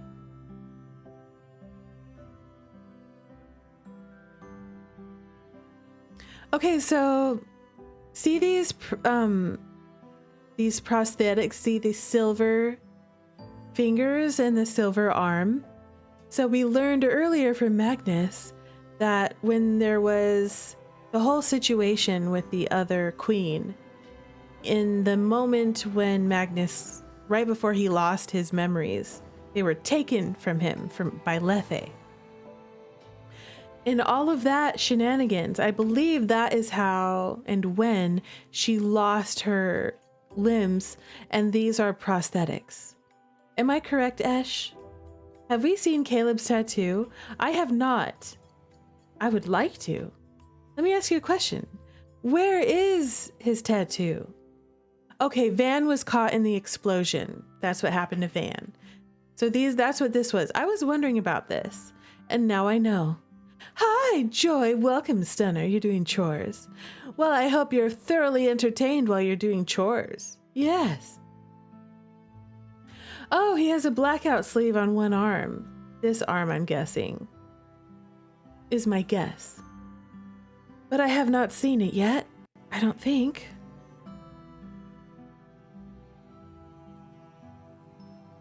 When is it ever? We're going to pretend the council has never pulled something shitty like this before instead. Do you think think there's any danger of me not knowing the council pulls stupid shit, Caleb? Really? Do either of you think there's value to an evening training session where Rue listens to the two of you bicker rather than me as I trying to teach her this technique? Yeah, that's why I wanted her prosthetics to be asymmetrical. The arm, part of her right hand, and both legs. One above the knee and one below the knee. Oh, wow, okay. Right, because it wouldn't be clean. It wouldn't be a even, clean cut in an explosion. Well, that makes sense. Do either of you think there's value to an evening training session where Rue listens to the two of you bicker rather than me as I try to teach her this technique? Look, you made him mad. I think you did. I said nothing about being angry. You won't like him when he's angry. Hulk smash. I pinched the bridge of my nose, half amused and half frustrated. Actually, that's MC. MC's the one that's like, you won't like me when I'm angry. Hulk smash. And then blows buildings apart. Is it too late for me to join another team? What's that? You're abandoning us. How do the three of you ever get anything done when it's constantly like this? They're more focused when on duty. He's so serious. We're joking around, Caleb.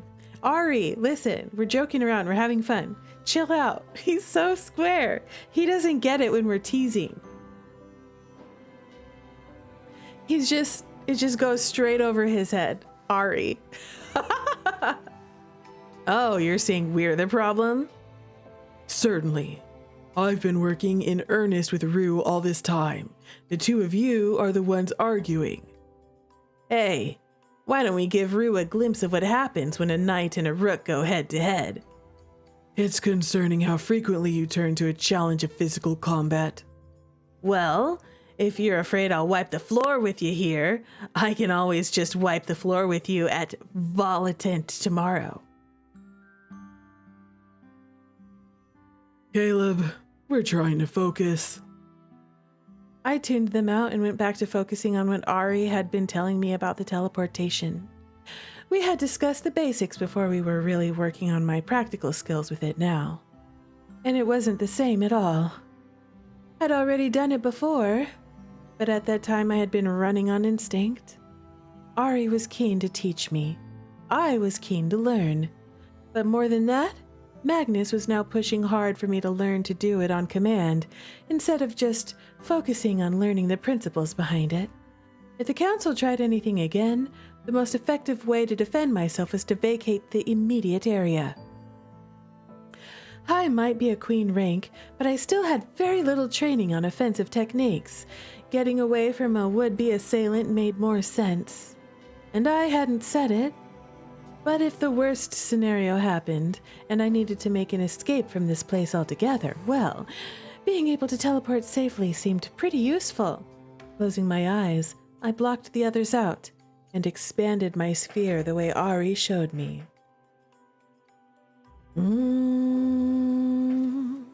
Oh. It's not like that, is it? He had said to cage the location to which I wanted to jump the second step. The problem was the actual jumping. Ari tried to explain the process he used, but I didn't think I was going to get the hang of opening an actual wormhole that easily. Instead, I went back to something I had been told by Magnus. Psi is all about the mental image. Did it matter if I could explain the physics behind what I was doing? I don't think so. As long as I could picture it, shouldn't that be enough? And I'd experienced Ari's teleportation more than once. I had a very clear mental image of what it looked like and felt like. I cleared all else from my mind, caged a small spot on the other side of the room, and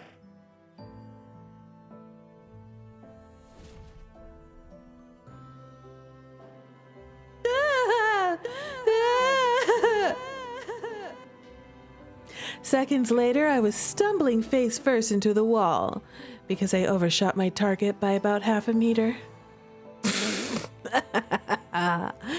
Well, it was a less than stellar landing, but not bad for a first proper try at it.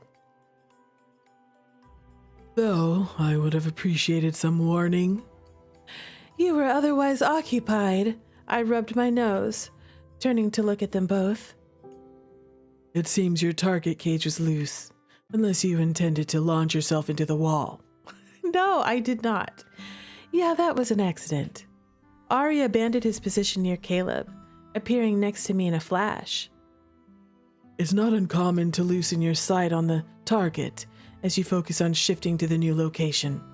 Maintaining focus on both is difficult, over longer distances in particular. However, you must maintain a solid grasp on your target area if you don't wish to overshoot, as you did. This time was fine. However, in some situations, missing your target by even a small amount can be dangerous. Right. I'll remember that next time.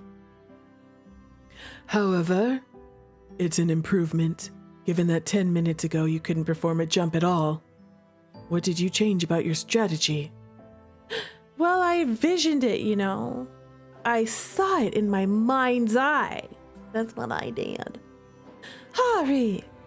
The urgency in her voice made us all look her way. And a moment later, the door opened and a familiar figure stepped through. Hello, it's you. Get out of here. You're not welcome here. You are my enemy, okay? Yes, you're beautiful and all that, but you know what? You're trifling. You're trifling and you attacked me. How dare you? Get out of here. You're not welcome here. I don't want to see your face. I don't even want to breathe the same air as you. I don't even want to say your name. How dare? Get out now. All three of my guard members positioned themselves between me and Lethe instantly. She said nothing as she stepped further into the room. I felt something brush against me. No, not against me. Against my sphere. Don't be touching my sphere, girl. Get out! I shuddered at the familiar sensation. It was her presence, her psyche, her sphere. The feeling of it overlapping mine sent prickles down my arms, and I retracted my sphere to block her out. What was she doing here? Step around the others and talk to her. Move to Ari's side, but say nothing to her. Or choice locked, I can't do that one. I'm not talking to her. I have nothing to say to that biddy. I moved to Ari's side, since he was standing directly in front of me. But I still stayed close to him. Not because I was scared she would try something, but I wanted to make it clear that I wasn't on my own here. That's right, I have backup now, biatch. It was something I wanted her to remember. I didn't want to fight with the council. I didn't want to fight with her.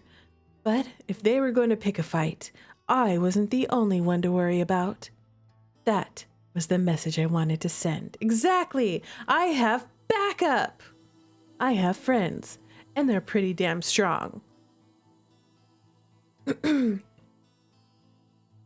There you are. I thought you might spend the entire time hiding. I don't think I have a reason to hide from you. I recall after our last meeting, the only one who retreated was you, wasn't it? Tell her, girl. Tell her. Do you believe I couldn't have stopped that weak attack of yours had I wanted to? We were not trying to harm you. Yes, you were. Yes, you were. You were trying to steal from me. Okay? That's harming me. Without my permission. I don't grant you permission to try to clone me. And also you were trying to stab me with a needle. You were trying to hurt me. I think our definitions of harm might differ. Ronnie, come on. You don't have to pick a fight. Again. I knew you would be defensive, but I came anyway because I wanted to speak with you. I don't want to speak with you, girl. I don't want to talk to you. Get out of here. I have nothing to say to you. Nothing's stopping you from talking. And if you're going to say alone or some bullshit, don't bother, because that won't happen. And I knew you would be belligerent as always. That's on you if you showed up anyway. This is why they're wary of you, jitterrue. Oh, I thought they were just upset I wanted to call my mom. Now it turns out they're just worried because Caleb doesn't like you. What a relief. I've had a lot of time to think about this, Lethe. The council was distrustful before I even got here. Otherwise, they wouldn't have grabbed me off the street instead of speaking with me normally. Yeah, that part. I don't buy that there was no time. They were afraid of me even then. You're correct. From the start, it was clear you were unique in both skill and your place in the future. That was the driving force behind how you were approached. It always came back to that place in the future, didn't it? Sometimes it felt like the Moirai were the ones in charge, or maybe even just Lethe. But something about her cold behavior bothered me. It was difficult to shake the feeling she knew so much more than she was letting on. Any future can be shattered with a single footstep that goes astray. Were you aware of that, Rue? Is that why you were trying too hard to make sure I follow the path you want? Even though you claim you don't know what lies ahead or what role I'm gonna play? I wouldn't expect you to understand. You glimpse only stray moments due to reactive panic. I doubt you could understand what I see. We don't understand it either. I hope you realize. Yeah, no one understands it. Your Psi is so focused inward, it's a wonder you understand anything besides your own physiology. I don't understand it either, Veronica.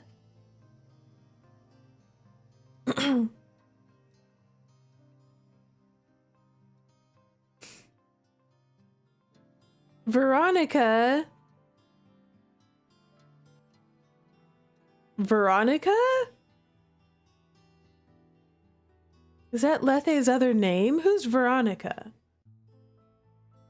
Is that like Lethe's original name?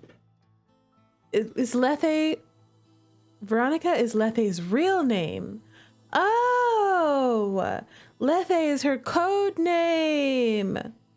That makes sense. That makes more sense, actually, considering what her power is. You always have to take the most difficult path. I wonder if it's another of your talents when you're before me. It's always the most difficult road that opens up. This could have been simpler, but I can already see it won't be. I had hoped. Your enemies are not who you think they are, Jitterrue. But if you hesitate to walk where you need to walk, then you will be made to. What is that? What is everyone doing? Hi, Magnus. Lethe, you're looking beautiful as always. Did you come to check on our little queen after her terrifying experience the other night? That random and entirely unprovoked power surge? Strange, wasn't it? Yeah, totally unprovoked. Probably because of some terrible nightmare or other. A nightmare named Lethe. Everyone has a code name. Paladin, Griffin, Duchess. Titania, Merlin, Oberon, etc. Lethe is the only one that goes by her code name as her primary name, but Van calls her Veronica or Ronnie. Okay, because Ronnie is like short for Veronica.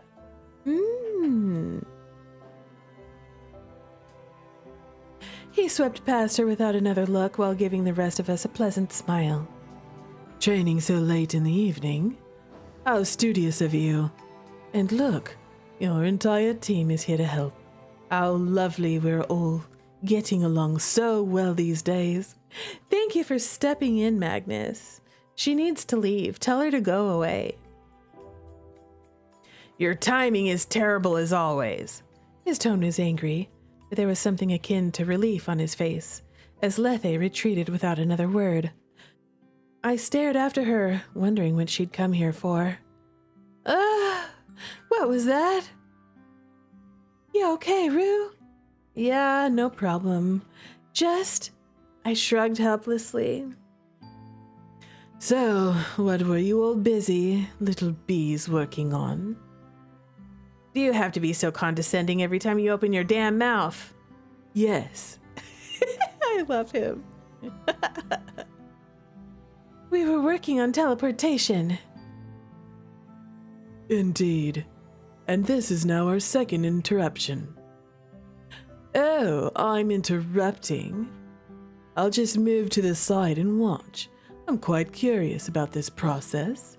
You don't mind if I observe, do you? Observe only. No commentary. You're no fun at all. If you don't like it, you can always leave. I'm sure you have mountains of interesting paperwork to look over or something. Paperwork is never interesting. Real, that part. I know. You're so mean, Rue. Honestly, I worry about the sadistic streak that rears its head every so often. If you're so worried about it, why do you always look like you enjoy it? Huh? Wait, how you two flirting? Oh, that's so gross. No, it's not. I admit that prospect is somewhat disturbing. They don't like it. When did this happen? Oh my god. He took me by the shoulders and pushed me towards Ari. Just don't look at him. Maybe he'll go away. With the teasing between them all, the atmosphere lightened, and we could go back to training. The surprise visit by Lethe faded into the background. At least for a while. They must roast Maggie. They love him deep down. They were happy to see him. Magnus observed without interrupting, which took me by surprise. I expected otherwise. He could, of course, be serious when the situation warranted it. And every time I looked at him, he had a serious expression, watching us with great interest. He smiled at me each time, and I couldn't help but wonder what was going on in that head of his. Regardless, once I had a consistent technique for mimicking Ari's teleportation figured out, things progressed smoothly. The focus of our work became hitting my target locations with accuracy. We stayed in the training room, but of course, Ari wanted to know my actual range. We knew from previous experiences it was at least 30 kilometers. That's about how far I'd teleported when I fled that building the day they first recruited me, aka kidnapped me. That range already put me beyond most knights, who were limited to a much smaller radius if they weren't in line of sight. We weren't sure how far my sphere could extend, though. Figuring that out would have to wait for another time. For now, they wanted me to just be able to identify a nearby safe location and get there if needed. That was as much of a plan as they were forming, at least for the time being. I suggested we designate an escape point, a safe house of sorts. That way I could have a specific place to go. Having a plan would have given me so much more security than something vague like a nearby safe location. Van was the one who shot down that idea. Chaos, she said, was a bishop's worst enemy. They could still sometimes ambush a person who was reacting and not planning, but it was more difficult. The moment we decided on a set location, the place would solidify within the paths Lethe and the others could see it, and it would be much easier for them to find it and plan ahead. When she explained it that way, it made sense. Well, that sucks. You'll need to be careful. Don't wait to teleport just because you don't get a flash of insight. You can check safety with clairvoyance more easily than precognition. but a precog check of the area will tell you if it'll remain safe. Tomorrow, I'll focus on trying to get you to be able to establish a connection, a consistent connection to future lines. After Caleb has his session teaching you to smash people's faces in. You don't think this was all just some plot to get me more motivated to train, do you? I would say the council isn't stupid enough to shoot themselves in the foot that badly, but it doesn't matter why they attacked you. Violating your space that way already damaged your relationship with them beyond repair. So, I wish I could say it wasn't that, but I can't. I mean, it would be great if that's all it was, but I get the feeling there's something a bit more. She frowned. For a long time now, I struggled to see things where Lethe's involved. Like, there are a hell of a lot of protected secrets. Are there ways to keep someone with precognition or clairvoyance from looking into what someone else is doing? Definitely. Powerful bishops can block someone else's theokinetics with some variations of reverse cages. You were doing it for a while. That day Jack found you. That's why it took so long for us to locate you after you separated from Caleb and Ari. Well, you were just on self-defense mode. It's scary what queens can do on pure survival instinct. It is. There are a lot of high-ranking agents besides just the guard. Bishops, whose job it is to conceal our movements from others. Knights, whose job it is to shield this entire city if they need to. And others, groups that operate in secret and independent of anything in the public knows about. A lot of those groups are shrouded in mystery even from us. It sounds scary. Well, it's a tough world we live in. I guess sometimes you have to be scary yourself when everything else is scary. I don't know. I'm hungry. Does being hungry deplete your brain power that badly? Yes. I hope the others got something good. I just hope they didn't let Magnus order. Why? What's wrong with Magnus ordering? Does he order weird food?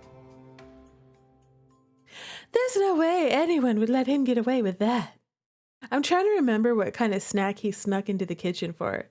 It was something weird, wasn't it? I can't remember. Magnus can't cook, can he? Well, now they're holed up on the top floor, not talking to anyone at all. I think they're still figuring out how the hell to manage this. Oh yeah, Odette had a nasal voice.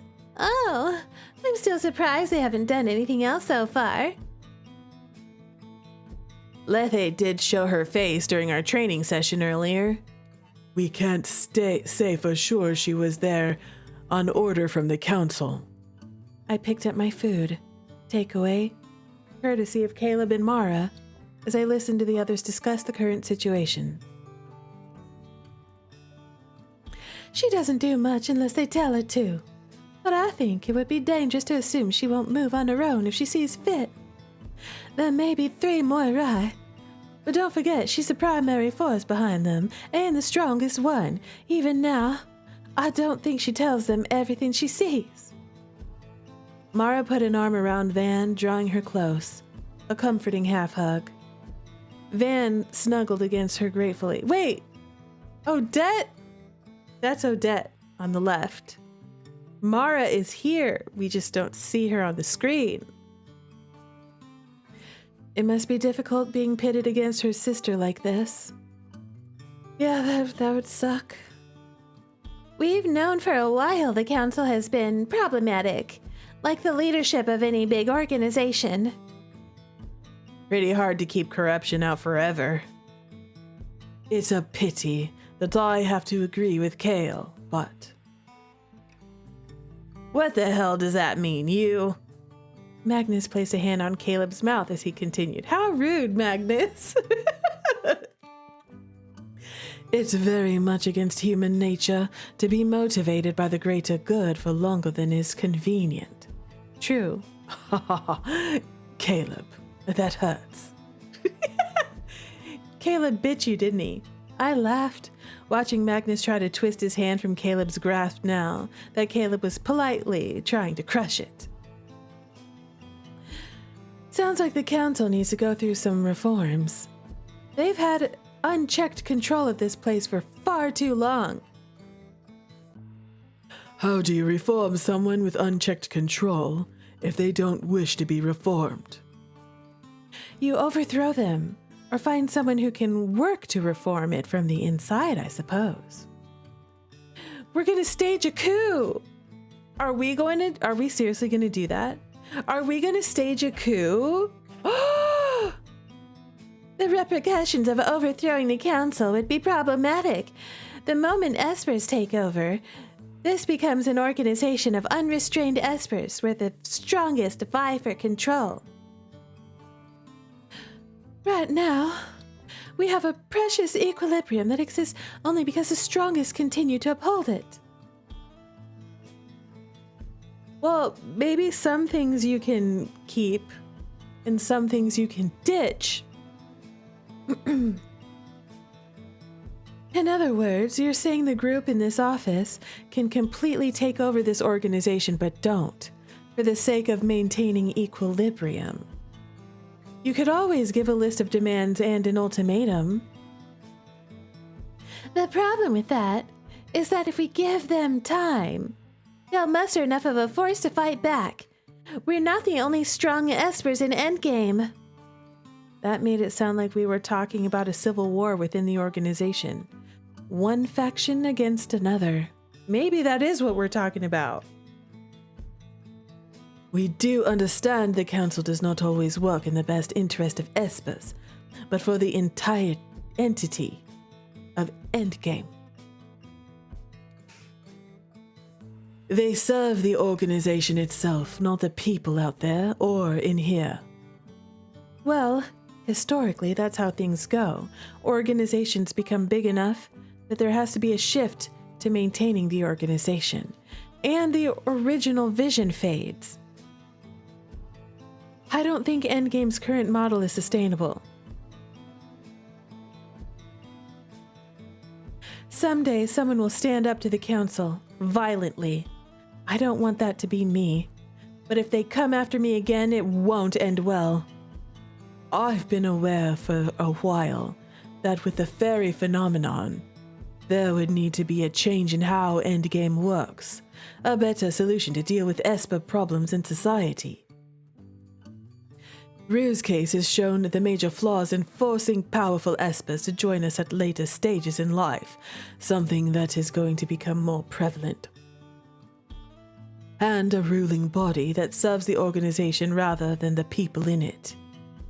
I cannot continue. It cannot continue. It has already gone on too long. What the hell do you propose we do? Well, if there was a simple solution, I'd just do it. Implementing change isn't easy. After all, one needs a consensus within a force willing to enact and maintain change. Otherwise, it becomes a dictatorship. It feels like it already is. We can all agree it's not the democracy everyone wishes it was. I think everyone here knows there are changes needed. No one knows how to make it happen. There's so much riding on this organization's continued existence. It's hard to just justify throwing things into turmoil by taking some dramatic action. But when you have people who allow injustice to persist, even in the name of peace, it becomes oppression. When people are fighting an oppression and not just bad policy, it ends up being a bigger revolution than it would have been. When people are fighting oppression and not just bad policy, it ends up being a bigger revolution than it would have ever been if the problems had been dealt with earlier. Look at Sire. How long did the colonists there say nothing for fear of causing problems or shaking things up, and eventually violence broke out? Endgame isn't a nation, but it is a large community, a microcosm of political views and opinions that are probably reflective of society's larger thoughts on espers. And at the top of it is this mysterious force making all the decisions without the input of the people in the community. Lack of representation always leads to revolution. Always. I studied history, people. I know these things. If the council won't listen, someone will make them. And that's going to turn out badly for everyone. This is what I'm wondering. Do the two of you actually know what the hell was up the other night? Would be helpful if we knew that. Caleb has a point. It's difficult to understand the severity of the issue without knowing what they were planning to do. For a moment, I panicked. Of course, when I glanced at Magnus, his expression hadn't changed at all.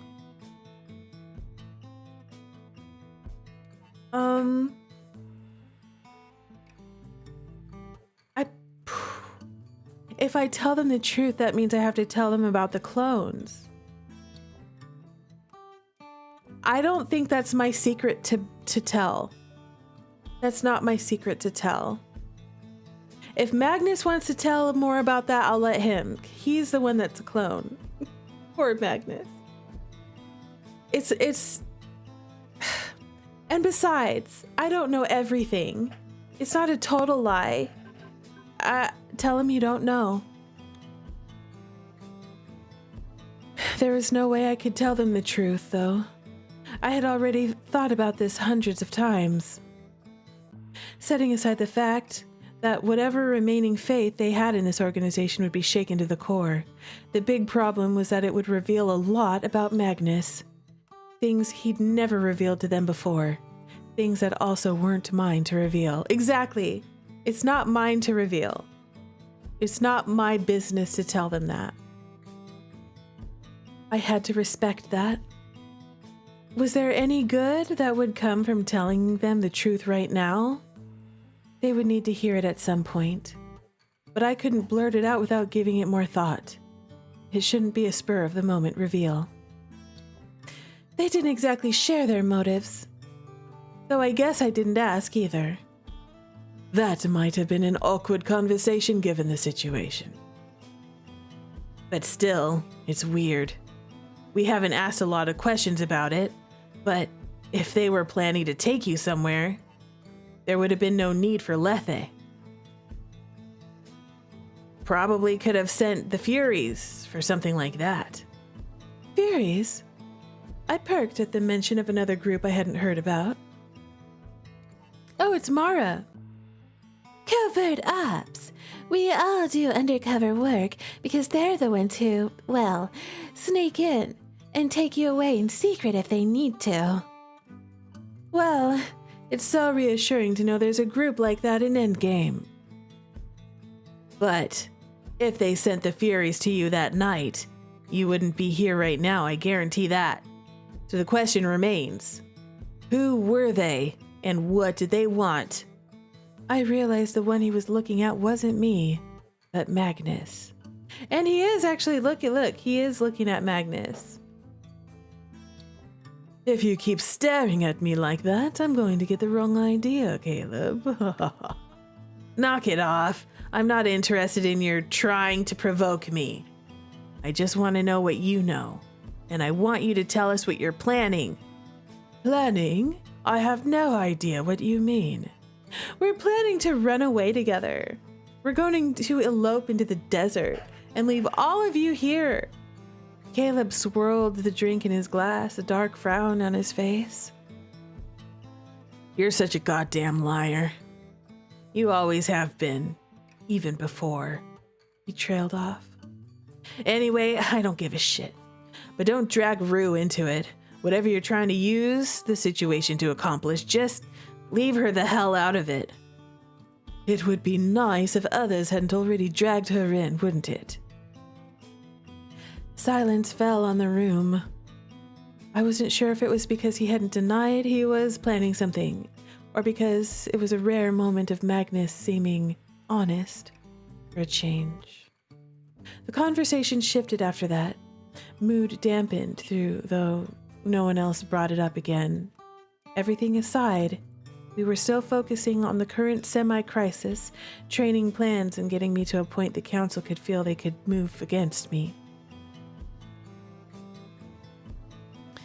Hold on. Let me read that again.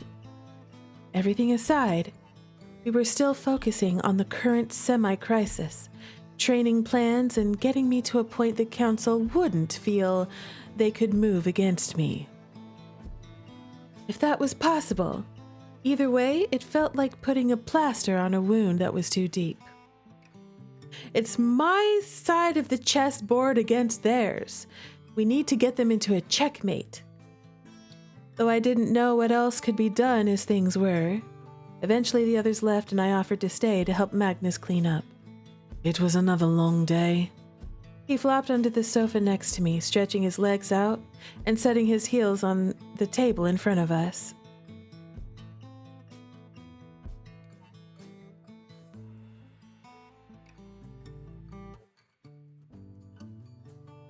It was.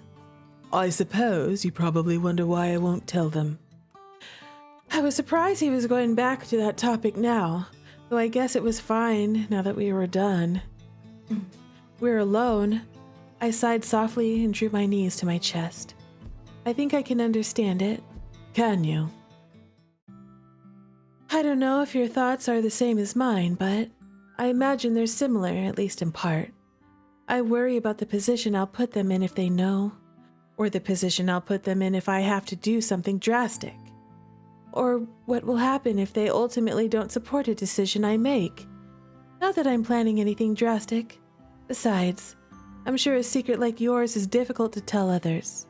You probably wouldn't have told me if the situation didn't require it. I'm not sure about that. You're the only one not looking for the Magnus you used to know. The only one that cares about the Magnus that's here right now. Perhaps I would have told you someday.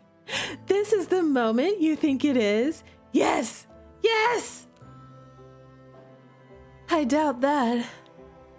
You really don't have faith in me. On the contrary, I just think I've come to know you pretty well. Surprisingly well. Rue, I hope you don't think ill of me after all that. Of course not. Why would I?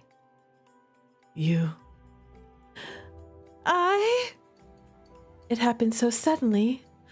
I didn't realize what he was doing until he was, well, doing it, and I couldn't say what sparked it. He leaned towards me, and the sudden feel of his lips made me freeze for a moment, half in panic, half in surprise.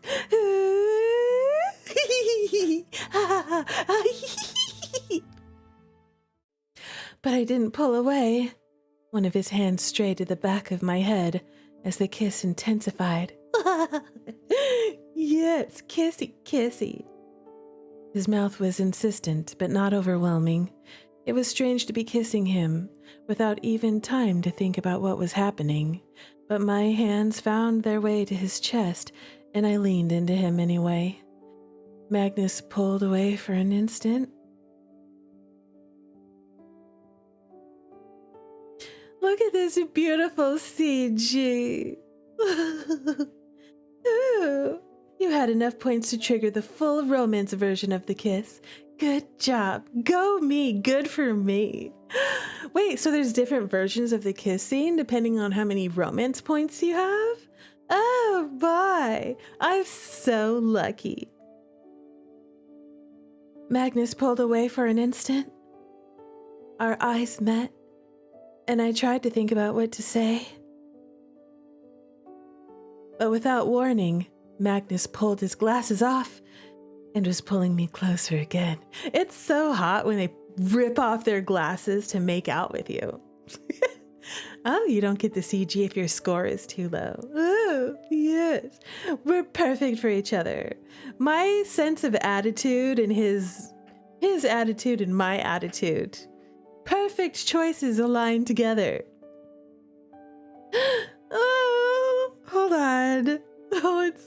gigantic. Look, he's got big hands. I like big hands on a man. And look, he's got a nice pronounced Adam's apple. You've created a lot of elements in this CG that I quite like. Also, he's blushing. And so is MC. It's a beautiful CG. What a sweet kiss it is, though. It's so sweet. This time the force of his body sent me falling back against the arm of the sofa. He gripped my face gently, placing several light kisses to my mouth, before another forceful kiss stole my breath away.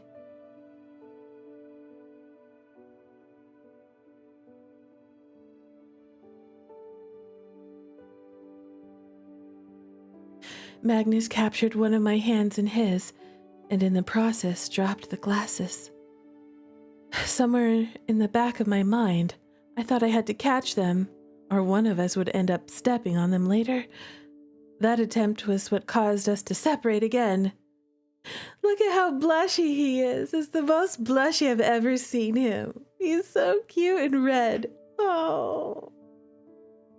Then reality hit. For a moment, we looked at each other in shock, and confronted with the sight of his face.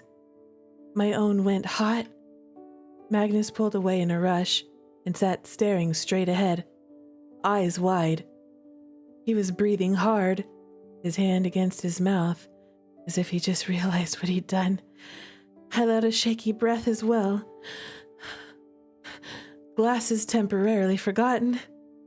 I hadn't quite thought kissing him would be like that.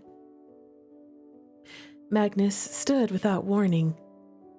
I'm sorry. That was a poorly thought out idea. I'm not sure I should have... Excuse me. He strode to the door and left me there without another word. Wait! He kissed me. Why is he running away now, acting all embarrassed? I stared at the door closed, stunned and still a little breathless. It wasn't like I hadn't had some inkling of growing closeness, or that I hadn't ever thought of kissing him. I suppose I was just surprised. He'd been thinking the same thing. Sometimes it was so difficult to figure out what went on in his head. Imagine how embarrassed he would be if you weren't into it. Oh yeah, he'd be mortified. Why is my taste in men so weird? I do have terrible taste in fictional men. He's back. I thought he was done. I thought he was going to run away. Seconds later, the door opened again. Magnus was standing there with a funny look on his face. This is my office. I let out a dry laugh, pressing my palm to my forehead.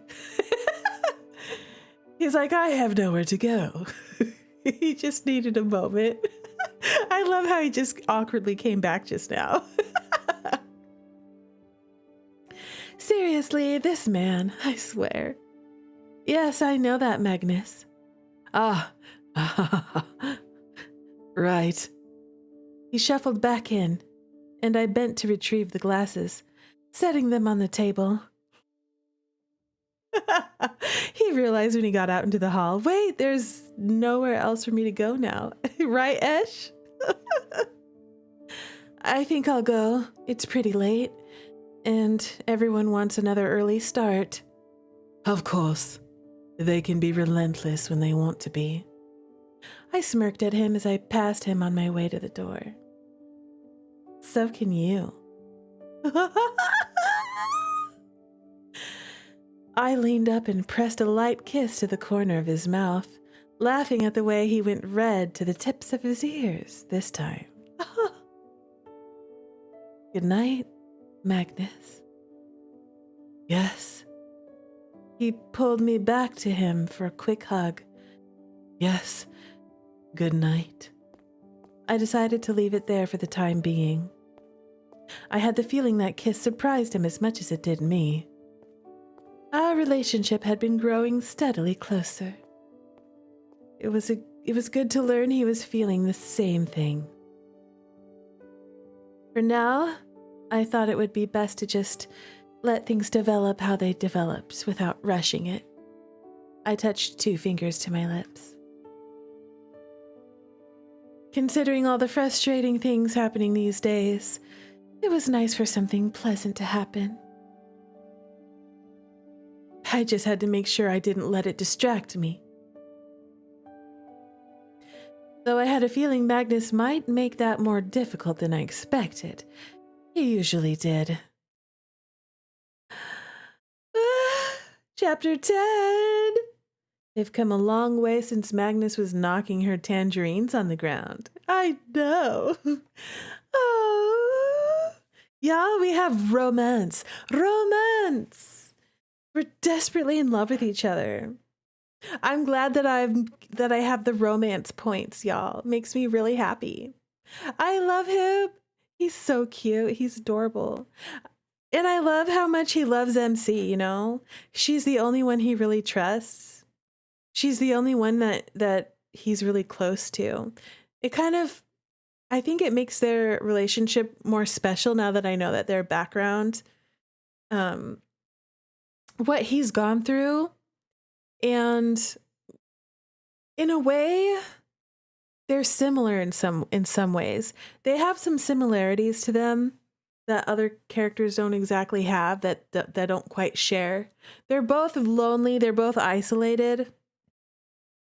They had different childhoods and upbringings, but MC is an outsider, but I feel like Magnus became an outsider once his memories were erased.